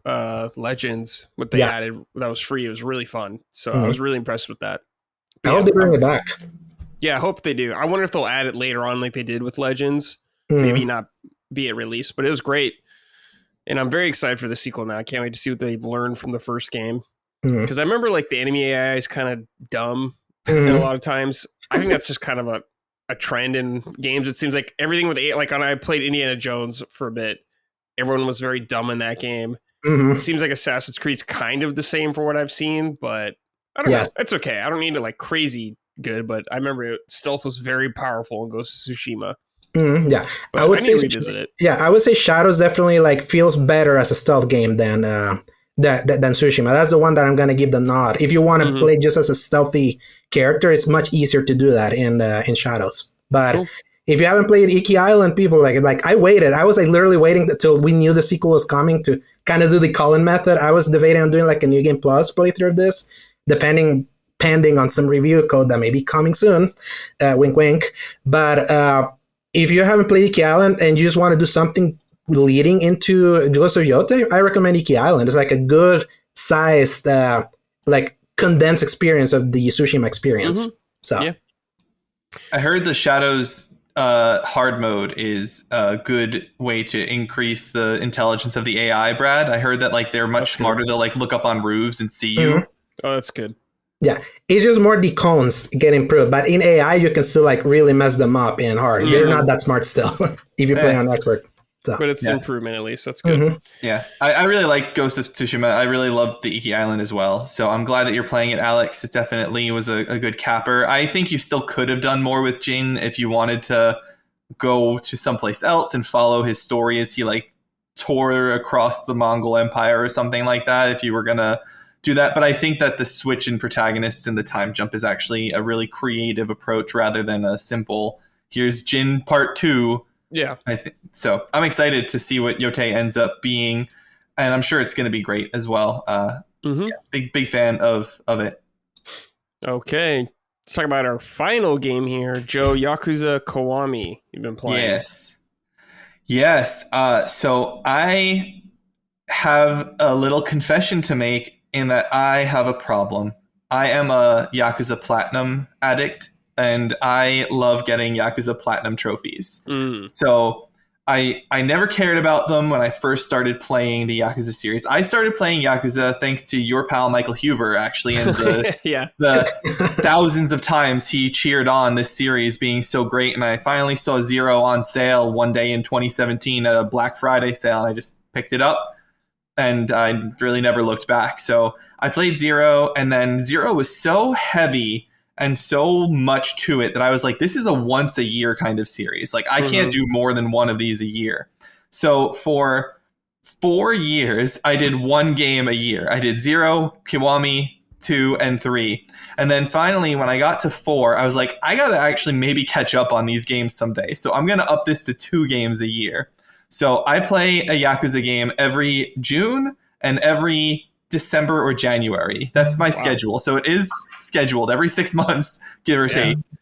And I have slowly been catching up. But what I had not done was get the platinums. I didn't really care about them early on. And then I got to 6, which I loved Yakuza 6. I don't know. Do you like 6, Brad? I love 6. Yeah. 6 is great. 6 is the first use of the Dragon engine. Yeah.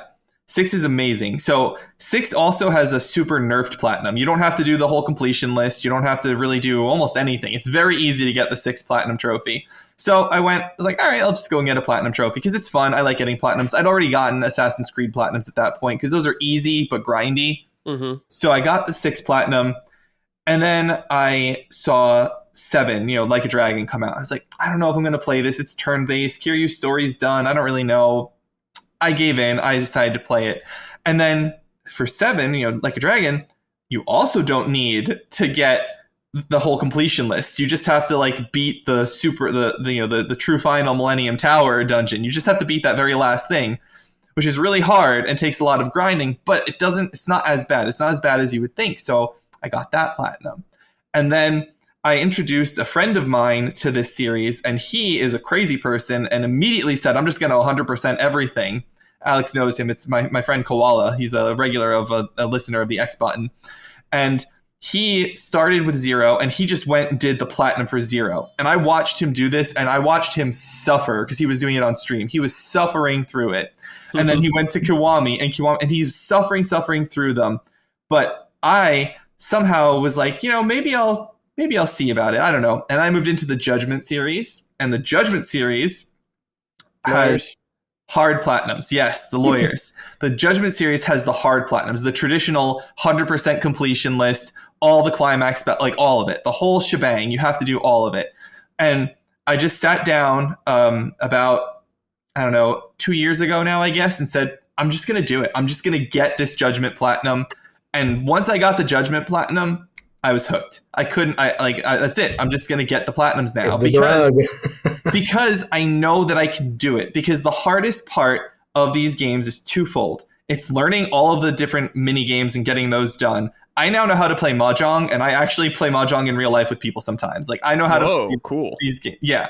I learned how that game works. I have the chart on my phone with the hands and everything. And I know the symbols and the characters. I know. I was going to say, those tutorial screens for Mahjong are nope, I'm out.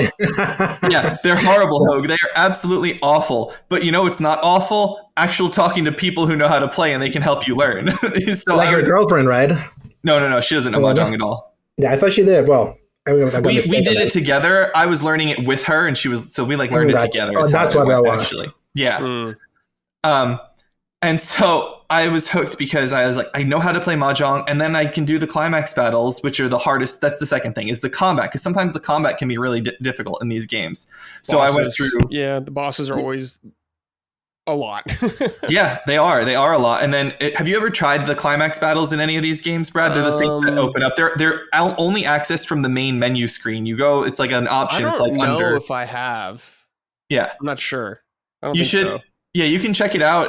On almost all of them have. If you go on the main menu and you just go down it's like, you know, new game, continue, replay, you can watch the cutscenes, and then there's like climax battles or ultimate battles or something like that. And it's a whole separate gauntlet of challenges. It's usually like 30 challenges that you have to do or something like that. And they have different requirements and restrictions, and they do this in almost all the games. Not all of them. I think Kiwami 2 does not have any of them, but most of the games have these things, and they're all required to get the platinum trophy in them. So once I learned that I could do these things, I started just doing them. So I have Judgments Platinum, I got Lost Judgments Platinum, and then before I got into playing The Man Who Erased His Name, which I also have the Platinum for, I decided to go back and get Zero's Platinum. And Yakuza 0 is notoriously the hardest Platinum in the series to get. So I have that one done. I was like, yes, I can get all of them now. I can do it. I believe in myself. So that brings us to Kiwami. My apologies for the very long story here, but I, in the doldrums of life, have decided to go and get the Platinum for Kiwami, partially because I wanted to be able to talk about Yakuza for this podcast, but I wasn't ready to start Infinite Wealth, and partially because I always have that little urge to play more Yakuza games. Because I love it so much, and it's really comfort food. You know, people talk comfort gaming, comfort food gaming, and Assassin's Creed, that open world comfort and all that. That's kind of how I feel about these mini games and doing all these stupid little things that are like, yep, I'm playing Baccarat in the casino. I'm spinning the roulette wheel. Come on, roulette wheel. I just need you to pop on red one time here. You know, I literally needed 50 chips in poker when I was playing this game yesterday, and it took me a half an hour to get the 50 chips. I could not win a hand. For the life of me, I couldn't win a single hand for a half. The whole getting 20,000 chips, getting 19,950 chips took me about an hour, and then getting that last 50 took an extra half hour because I didn't have any of the cheat items on it. So yeah, I have been getting the Platinum for this game, and I did all the climax battles already, because in order to do it, you have to do the climax battles, then you have to get 100% in the completion list, and you need to do a new game playthrough or new game plus in Kiwami on legend difficulty, the hardest difficulty. So I've not done that. I'm doing the 100% completion list first, because when I do the new game plus on legend, I can just bring everything over from the premium adventure completion list and make it really easy. And that'll just be a quick little, you know, shoot everyone with the golden pistol kind of thing. Like that'll be how I get through that one. Nice. And yeah, so that's what I've been doing a lot. In addition to KCD and the InZOI on the side a little bit, I've just been chilling because I like to have a couch game and a PC game. If I'm going to have two games, I have two. Yakuza is definitely a PlayStation game for me, and the Kingdom Come is a PC game. I can't even imagine you crazy people that played it on the controller, because that is a mouse and keyboard game to high heaven. Yeah, so that's what I've been doing, and I would just love to talk about that. And if you guys have questions about the Platinums or what it's like, or tell me your experience with the Yakuza games and Kiwami itself and the Platinum trophies and the trophies in general, just any thoughts at all. Man, I celebrate when I finish one restaurant's menu. I am so far from Platinums on these things, I can't even tell you. Yep. That's fair. I'm still recovering from Reverse Platinum, so I'm not even considering a Yakuza Platinum like in recent time. So.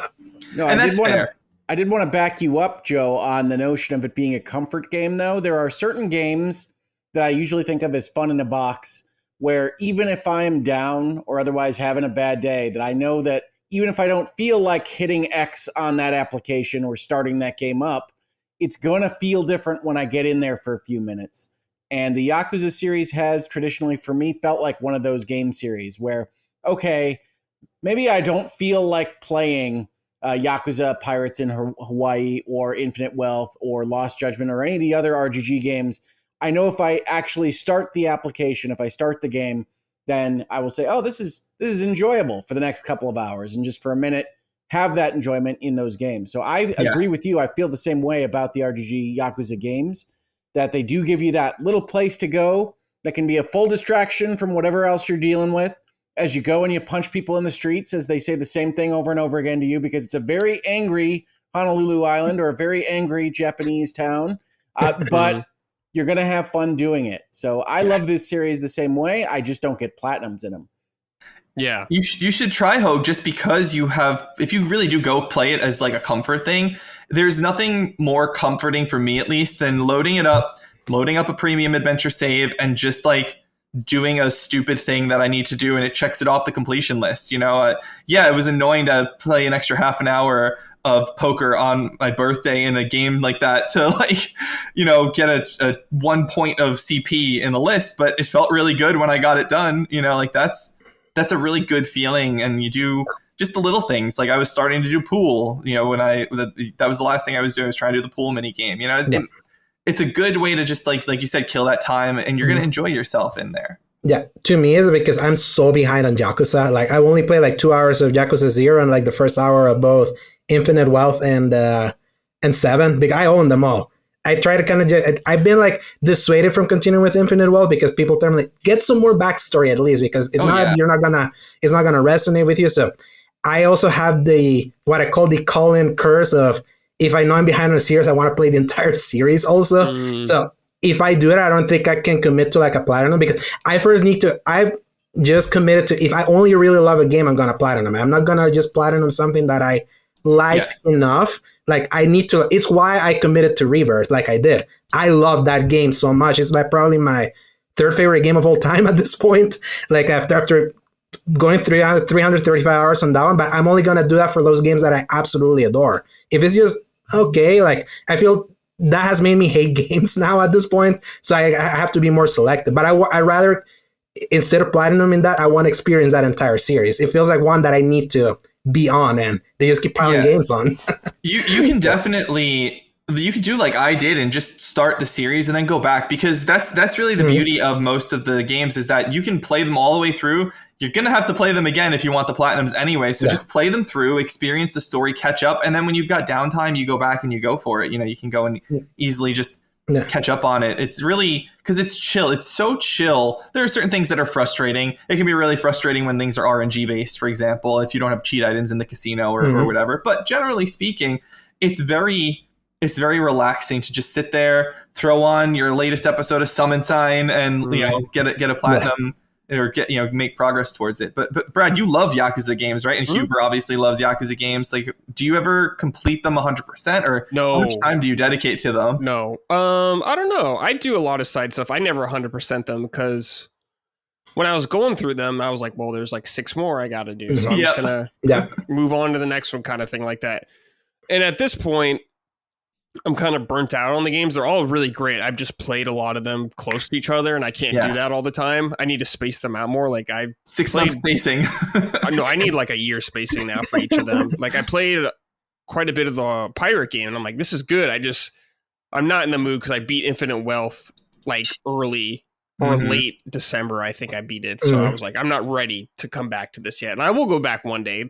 Those games are so easy for me to hop into. It's like, well, I already know how to play them. I've played like 10 of these games. They're all, I'm fine hopping back into it. It's no problem. Yeah. But they're all good. But I'm just like, I need a little bit of a break between them. A little more time. I do love Pirate Yakuza, but you definitely feel like, okay, I just was in Infinite Wealth. Yeah. I get where I'm at here. I'm glad to have a pirate ship. So I understand. And for Brad, doubly so. Like, it was like 2 months after finishing Infinite Wealth. Yeah, exactly. I was like, I'm not ready for this. I came back too early. I need more time. But it's really good. It's so comforting. Like, Kamurocho is so comforting to run around in, and just you know that city. Even they change it around where, like, honestly, the biggest disappointment with 6 was the fact that it was so gimped. Like, they cut off like half of Kamurocho. If you remember that, like, the whole West Park area is just totally like not available. That whole street is blocked off, and some of that is disappointing for that game. But I do love 6. Yeah, it's very comforting to run around. I know where the things are, and sometimes they move things for no reason. And now, like, Don Quixote is not going to be in them anymore. I think it's out with as of Infinite Wealth, if memory serves. But it's cool. It's cool to have that home based map that you can just run around in and play these characters that you actually really end up loving, because they really are great. And Takuya Kimura and Takaya Kuroda and Hidenaki Ugaki, like, they're so good at their voice acting as whether it's Yagami or Kiryu or Majima. It's so cool to really get involved in this world and learn it so well and get invested in those characters. And I love Haruka. Haruka-chan is my favorite. She's amazing. She's so adorable in those games. And like the once she's little, she's just like so sweet. And then she grows up in 6, and she's still so sweet. I love her for sure. Yeah, they are definitely cozy games. They absolutely are. Yeah. Cozy games is a good way to describe them. Yeah, I feel like I know Yokohama and like Kamurocho and stuff like that, like the back of my hand, just because you've been there so many times. Yeah. The last games I knew the map that well, that was like one map like that, was probably Grand Theft Auto San Andreas, which I always knew how to get around Los Santos. I knew the turn before you make the turn, but before you hit that long stretch straight down into Grove Street. Yeah. Mm-hmm. Yeah. Me, Ocarina of Time. I know that map super well. Yeah. All right, boys, let's end the show with some write-ins from the audience. We got Josh M right here. Greetings, Spartans. As a fellow fan of the underrated God of War Ascension, I just want to hear Alex gush about it and the whole series if he so chooses. Beyond that, I am curious as to what he thinks about the rumored Greek God of War title supposedly coming later this year. If true, I think it's a welcome surprise alongside Death Stranding 2 and Ghost of Yotei. Thanks for the great shows and looking forward to listening. Yeah, so Josh here is referring to the fact that I recently did a God of War ranking for Season Gaming, kind of as a 20th anniversary kind of celebration that kind of came and went, and we heard nothing in new games. And Ascension specifically is known as the worst game in the series. Revisiting it recently, I don't think that. But I also don't. That's what's funny. I'm sorry. I will say that it's better than what its reputation says it is, but I don't consider it like top tier. Though I would say that a lot of the design choices in level design and combat that you eventually see in the Norse games kind of started being played around then in Ascension. That's kind of like where you see the spark of the idea that eventually they built more into a newer series, kind of started there. And it's cool kind of going back. I was like, oh, this kind of where they started experimenting with like the elemental build-ups and things like that. Cool. Story's forgettable and very incidental that Ascension was the game that suffered from the 2 PSP entries basically doing the better backstory stories. Right, and it was like, you would have hoped that these stories they told in those PSP games would have better been told in Ascension, but they told that, so Ascension had nothing. You basically knew the end of where that story was going.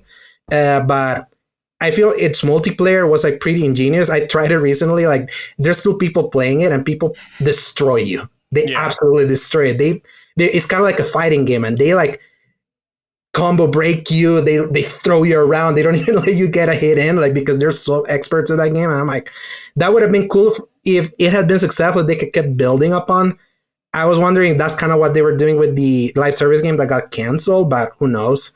But yeah, I like the God of War series. Me and Joe had a conversation about it that got pretty heated. That's kind of where his Horizon opinion got kind of happened, and that's why I needed to bring it and sort it out here. But, God of War is a perfectly fine series. I played through all 6 of them over 3 days in 2018 because I wanted to play the 2018 one at some point, got myself burnt out, and then waited another like year to play 2018s. But yeah, it's rough playing all of that back to back. It's perfectly fine. It's a fun story. I don't really care for the gameplay in it because it's too puzzly for me. I just had a guide and put it on easy the whole time and just burnt through the story. Yeah, you call it a puzzle game with combat, which I thought was like the most insane way to describe a God of War game.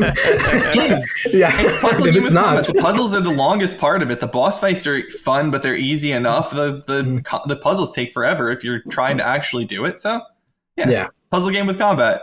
Yeah, so which again he agrees with me. Well, I can see what you would be thinking when you say that. I don't think you're an insane person. Yeah. Might be too far to say I agree with you. Yeah, but most reasonable here.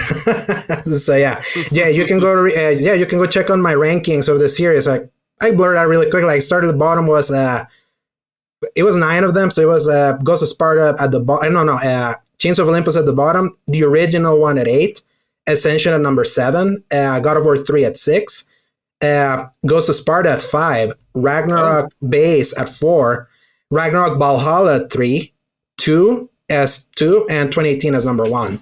So, wait, why did you put Valhalla as a separate entry? Because I made the argument that it's such a good piece of content, it could have been its own game. It's better than Ragnarok proper. It's he needed to do it so that he would feel good about his ranking, so he justified it after the fact. yeah. You're familiar with this as a lawyer, Joe. Yeah, Yes, so, this is true. no, but I feel really strong. Like if you ask a lot of God of War fans about Valhalla, they think very highly of it. That it's, even though it's DLC, it's like such strong piece, and it's like a roguelike game that is like, look, I understand that you need Ragnarok proper. I know it's like a free thing, but is that substantial? I'm still shocked that they gave that thing for free. Even to this day, they could have charged like $20 for that.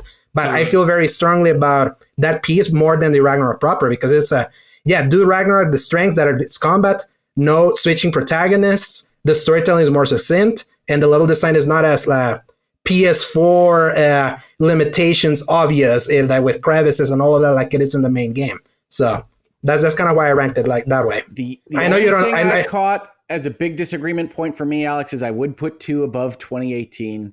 I go back and forth. Series. Yeah, I go back and forth. The 2 is better combat. It's like master stroke of character action based games.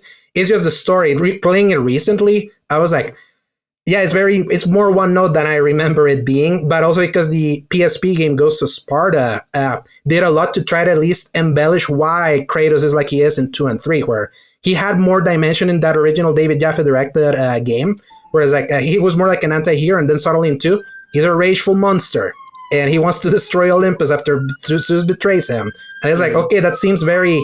You went from 1 to 100 here, but the combat's amazing. The scale of the Greek pantheon is like properly shown in 2, like that. Those Pegasus rides to the island to the island of Fate to fight the to fight the Sisters of Fate. That then eventually ends with that amazing cliffhanger with the Titans. The 2 is amazing. It's just kind of like that specific thing. And I also have a bias with 2018. 2018 is why I'm still gaming today. I was severely burnt out on gaming around that time. I thought I was going to quit out because the games coming out at the time was just live service stuff, open world stuff. Life was being rough at the time. So I was like, am I outgrowing games because I'm not finding the joy? And that game like gave that to me. So that's why I feel so highly of 2018, even though I feel 2 is more fun in some spots. But I really love the story of 2018. I found it really relatable. Yeah. So there's your Josh. Yeah. Let's see here. This is from Card Captor Corey. Hidetaka or Hayao? You can only have one Miyazaki and their influence on their industry. Who do you choose? Ohio, every day of the week. Easy peasy question there. My goodness. It's hard because it's potato. One's art, the other's game, right? Mm-hmm. So, not even a question. Well, you got to choose, Alex. I would say Hayao because I love that art style. Sure. Even though I hate that it's been co-opted by the AI right now, but I think that kind of it tells you like how strong the art style is that AI has decided to. That's it, Alex. Dustin's going to giblify you for the thumbnail now. Yes. So. All right. What about you, Hoeg? Oh, Ghibli. Yeah. Mm-hmm. I'm taking Hidetaka. For gaming. Thank you. No one's for surprised. Making gaming's amazing again. Thank you for saving video games. Yes. I appreciate that. I do like Hayao Miyazaki. I've seen not all of his films, but I've seen quite a few of them, and they're great. I think they're awesome. And I do love his art style a lot, but man, those games really had a big impact on me in a very positive way. So I'm eternally grateful for that. I mean, I'd argue that Ghibli came filtering back into video games the same way. I mean, I think Mononoke has a pretty clear influence on Zelda, as Zelda had on Mononoke. Yeah, absolutely. My thing with Hidetaka is I feel almost as though it's kind of corrupted the industry in a way, and that it's all over the place. People just want to make those Souls games. You know, it's almost like they forget that there are other types of games out there sometimes. When you look at these directs or the state of plays, it's just Souls-like. There's always a Souls-like featured in there. And it's, you know, as someone who doesn't really play them, partially because I don't really want to be stuck on a boss for that long without like making progress, but also just isn't always really that interested in what's being shown. It makes me sad to think of like all these studios that could be doing other things besides Souls-likes, and let the Souls-like people make the Souls games. Like let FromSoft make what they want to make, but I just hate that it's spread to everywhere into the level it has. And I think I've heard Hoeg say similar things on different channels before. I do think that there's breadth in the Souls experience, and I do like that a lot of previews and interviews of games coming out or that have come out spend a moment to say this is just an action game. It's not a Souls-like, because gaming journalists do like to find the closest thing to compare something to. And I would say Khazan is essentially a really hard version of an action game that takes things that are borrowed from the Souls experience, more than it's strictly speaking a Souls game, like in the FromSoft line of work. So I think there's a lot of space there. But yeah, it does tend to take up the oxygen in the room from the typical character action kind of setup. But on the nature of this question is like, how influential has Hidetaka Miyazaki has been that his style has been aped so hard over the last decade? Like, it's pretty impressive. The question is, who do you choose? I think it's been aped too much to the point where it kind of is frustrating that it's been taken as far as it has. I would rather have the pretty, cartoon art style of the anime of Hayao over the Hidetaka, headache-inducing, aneurysm-causing, Souls-like style combat and stuff like that. I mean, that's just me. I know that there are definitely people out there who love that stuff and who feel like Brad loves it and feels like it's added a lot to the industry. No, Joe, we don't joke about aneurysms here. Yeah. Sorry, I didn't want to say it. But yeah. Okay. Final write in here from Jared R. Hey, summon crew and guest. This is just a little warm-up question to get the conversation rolling. I put this at the end, though. Yeah. What is a profession or industry that you think could be very interesting to explore in a video game, but just hasn't been? For me, it's doctors / the medical field. Other than goofy games like Surgeon Simulator, there really has been no games that I can think of where you play as a doctor trying to diagnose people, or a military field doctor out in the field hacking off limbs, or where you build and manage a hospital. It feels so ripe for someone to do something with. What are some other industries / professions you guys can think of? Keep up the great work. Hey, Jared, you should play Trauma Center. Trauma Center is really awesome.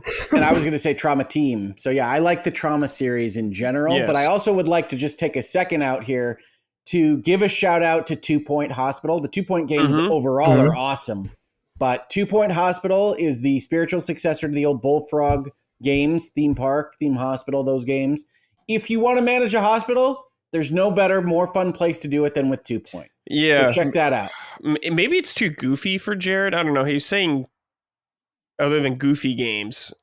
I mean, it's less goofy than Surgeon Simulator. Well, yeah, it's not deliberately funny. Certainly the ailments that you're curing in a 2 Point Hospital are things like lightheadedness, where people's heads turn into balloons and fly off. Right. And that's the kind of thing that you're solving. But it's an excellent hospital management game. So check it out. Or if you prefer, 2 Point Museum just came out, which is absolutely excellent. Could not recommend more.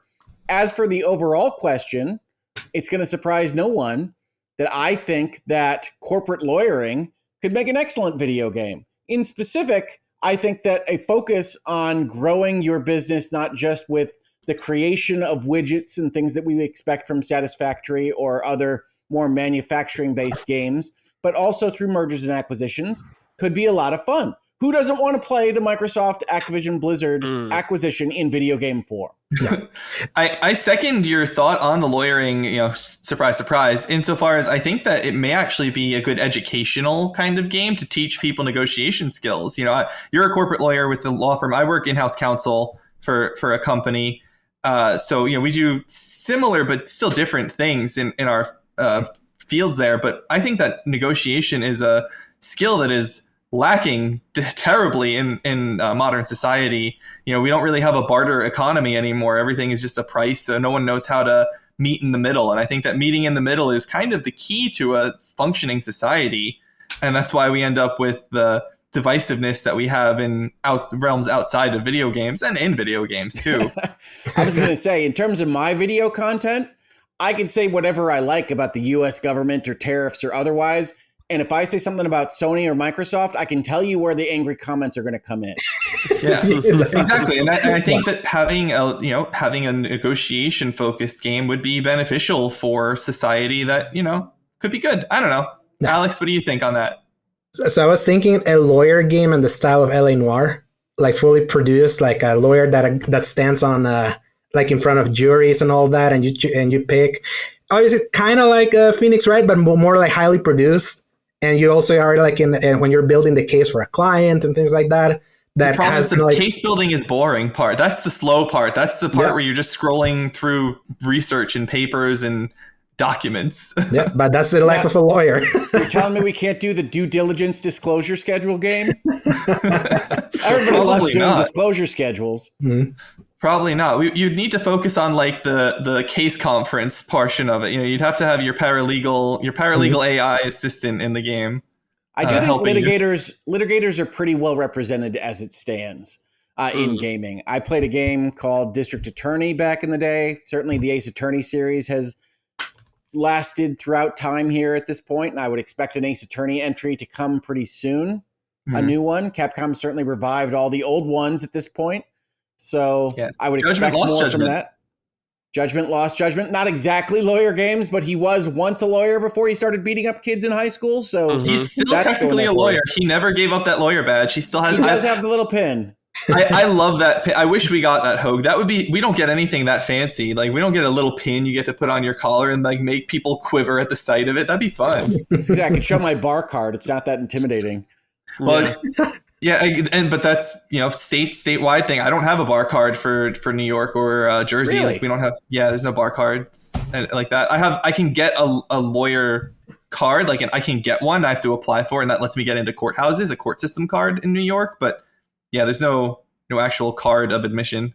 No, I have a bar card. It's essentially the same as a AAA discount card when you go to the Office Max or whatever. But I have one. What would you like to see, Alex? Oh, man. I was almost going to say like Airbnb tenant, but I know right now the housing market's a little too volatile for that, so I'll defer. It's hard. I feel like there's a simulator game for everything, pretty much. You got Bum Simulator, Power Wash Simulator, there's TCG car. There's a President Simulator that came out last week at the PSN for some reason. Yep, President Simulator. I feel like Truck Simulator. There's like everything. Maybe they can make a game where you do everyone's taxes. I don't know. Yeah. Well, I don't know if we need do we need to think of this as a simulator, or could it just be like a game where it's a part of it? Like it doesn't have to be we're simulating the job. It could just be like that is the profession, and you have a crazy fantasy story going on at the same time as the profession. Well, clearly, Yakuza 0 is primarily about real estate development. Right. So that's a developer simulator. Yeah, it's something to explore in games. I don't know. I'll pay in cash. Yeah, I don't know. I was thinking about like for my past work of doing like a hair salon or something like that, but I'm like, it's such like a weird hands-on kind of thing. I don't know how they'd translate it into gaming. VR, that would be a great VR game, Brad. That's the only way you could maybe do it. But I do love Power Wash. Weird. Yeah, Power Wash is cool. Yeah, is Power Wash in VR? Wait, yes, now idea for the Switch too. You can use the mouse to control the hair salon and stuff. Yeah, yeah, that could be funny, but I don't know. Feels like games explore a lot in our world. I don't know. The most interesting games really are the ones that aren't the everyday life kinds of games. You're playing the Yakuza or you're playing the knight in medieval times. Like Henry is a blacksmith, but it's not, he's not doing blacksmithing most of the time. He's usually running around hacking and slashing people, or you're playing your fantasy mage, that sort of thing. So it's kind of unfortunate that just what's interesting about games is, like we were saying early in the show, the interaction about games is really what differentiates them from TV. So you can have your medical drama or your courtroom drama on TV or on in a movie, but it doesn't make for as good of a game because it's not that kind of interaction that you would otherwise seek. Right. Yeah, I don't know. We'll see. I'm open for more stuff in gaming, though. That's a good question. All right, boys. We're going to wrap it up here. Thank you, gentlemen, for joining me. Alex, Joe, where can people find you? Or plug anything you got? Let them know. Yeah, they can find me at _Dorsegovia on Twitter and Segovia on Blue Sky. My reviews are over at seasongaming.com. This year I reviewed Eternal Strands, Monster Hunter Wilds, and Assassin's Creed Shadows. And I'm on dock to review, if they send it, Expedition 33. Okay, so cool. Crossing fingers on that one. So, and me and Joe do a podcast every Fridays called The X Button. We post at 10 a.m. Central Time onwards. You can hear his takes and my takes, and hopefully something not tear each other apart like it happened 2 weeks ago. But this was basically our dynamic. You got a little taste of that. So yeah, find us there in every podcast service of your choice. So great. What about you, Joe? Yeah, you can find me on Twitter at Joseph_law_Rusa. You can find my written reviews at Season Gaming as well, like Alex's. I have reviewed Avowed this year. I don't think I've gotten anything else done this year, and I'm going to be the one to review the Mafia Lost Country game whenever that comes out. I've got that one reserved. We'll see what comes up between now and then for me to review, if anything, or other articles. And yeah, our podcast, The X Button, we record on Thursdays, and Alex does his darndest to get it up on Fridays. But sometimes internet happens. Yeah, internet. It's we also not just give our takes, but we also cover news. It's not just a game discussion podcast like Summon Sign is. It is a news podcast where we cover what's going on in the industry. And we do our best to analyze it from our own perspectives and our collective experience of playing games and listening to other podcasts over the years. And we occasionally have guests and other co-hosts and stuff. Sometimes we have Hoeg, the lawman himself, come on to the show. I've not been on that with him yet, but he does guest from time to time. And that's us. Check it out, The X Button at Xscape Gaming on YouTube. And cool. Joe, what is the pen name that you use at Season Gaming? My pen name is it's Don Lionheart and Joseph LaRussa, or my two pseudonyms the two names I go by, I guess. It's Don Lionheart is what my writing is. That's the reason, is because that was my WordPress name, and it just took my WordPress name into the Season Gaming website, and I'd have to go through a whole WordPress name change thing for it. But yes, you can find Joseph LaRussa, Don Lionheart. Those are my two names. Yeah. Thank you. I just wanted the people to know that Don was you. That's all. Yes. I appreciate it. Yeah. Thank you for calling it out. I do appreciate that. Yes. And I'm Alejandro Segovia on my masthead, basically. Yes. They call me Alex because it's easier for people to remember that than Alejandro. Yeah. All right, Hoeg, you're already a part of LSM. People know you. But anything you want to say as well? Well, I love doing these shows, and I'm very glad to have gotten a chance to do them with Alex and Joe. Yeah, I don't have any recent videos up on my own channel at Hoeg Law on YouTube because I haven't done any virtual legalities or hangouts and headlines in a couple of weeks. Now, the good news on that is it's because I've been busy, and God knows in order to keep the lights on and the family fed, you need to be busy from time to time. Yes. But the bad news is that sometimes the content creation pipeline suffers. So I do apologize to anybody that's like, where in the heck is Hoeg? Because they don't see me on Summon Sign or LSM or anything else that I'm taping. But I'm also on the Bitcast every Sunday. So I don't know what to tell you if you don't know where I am. So I apologize for not getting more videos out. There's been a lot to talk about. You do enough work as it is.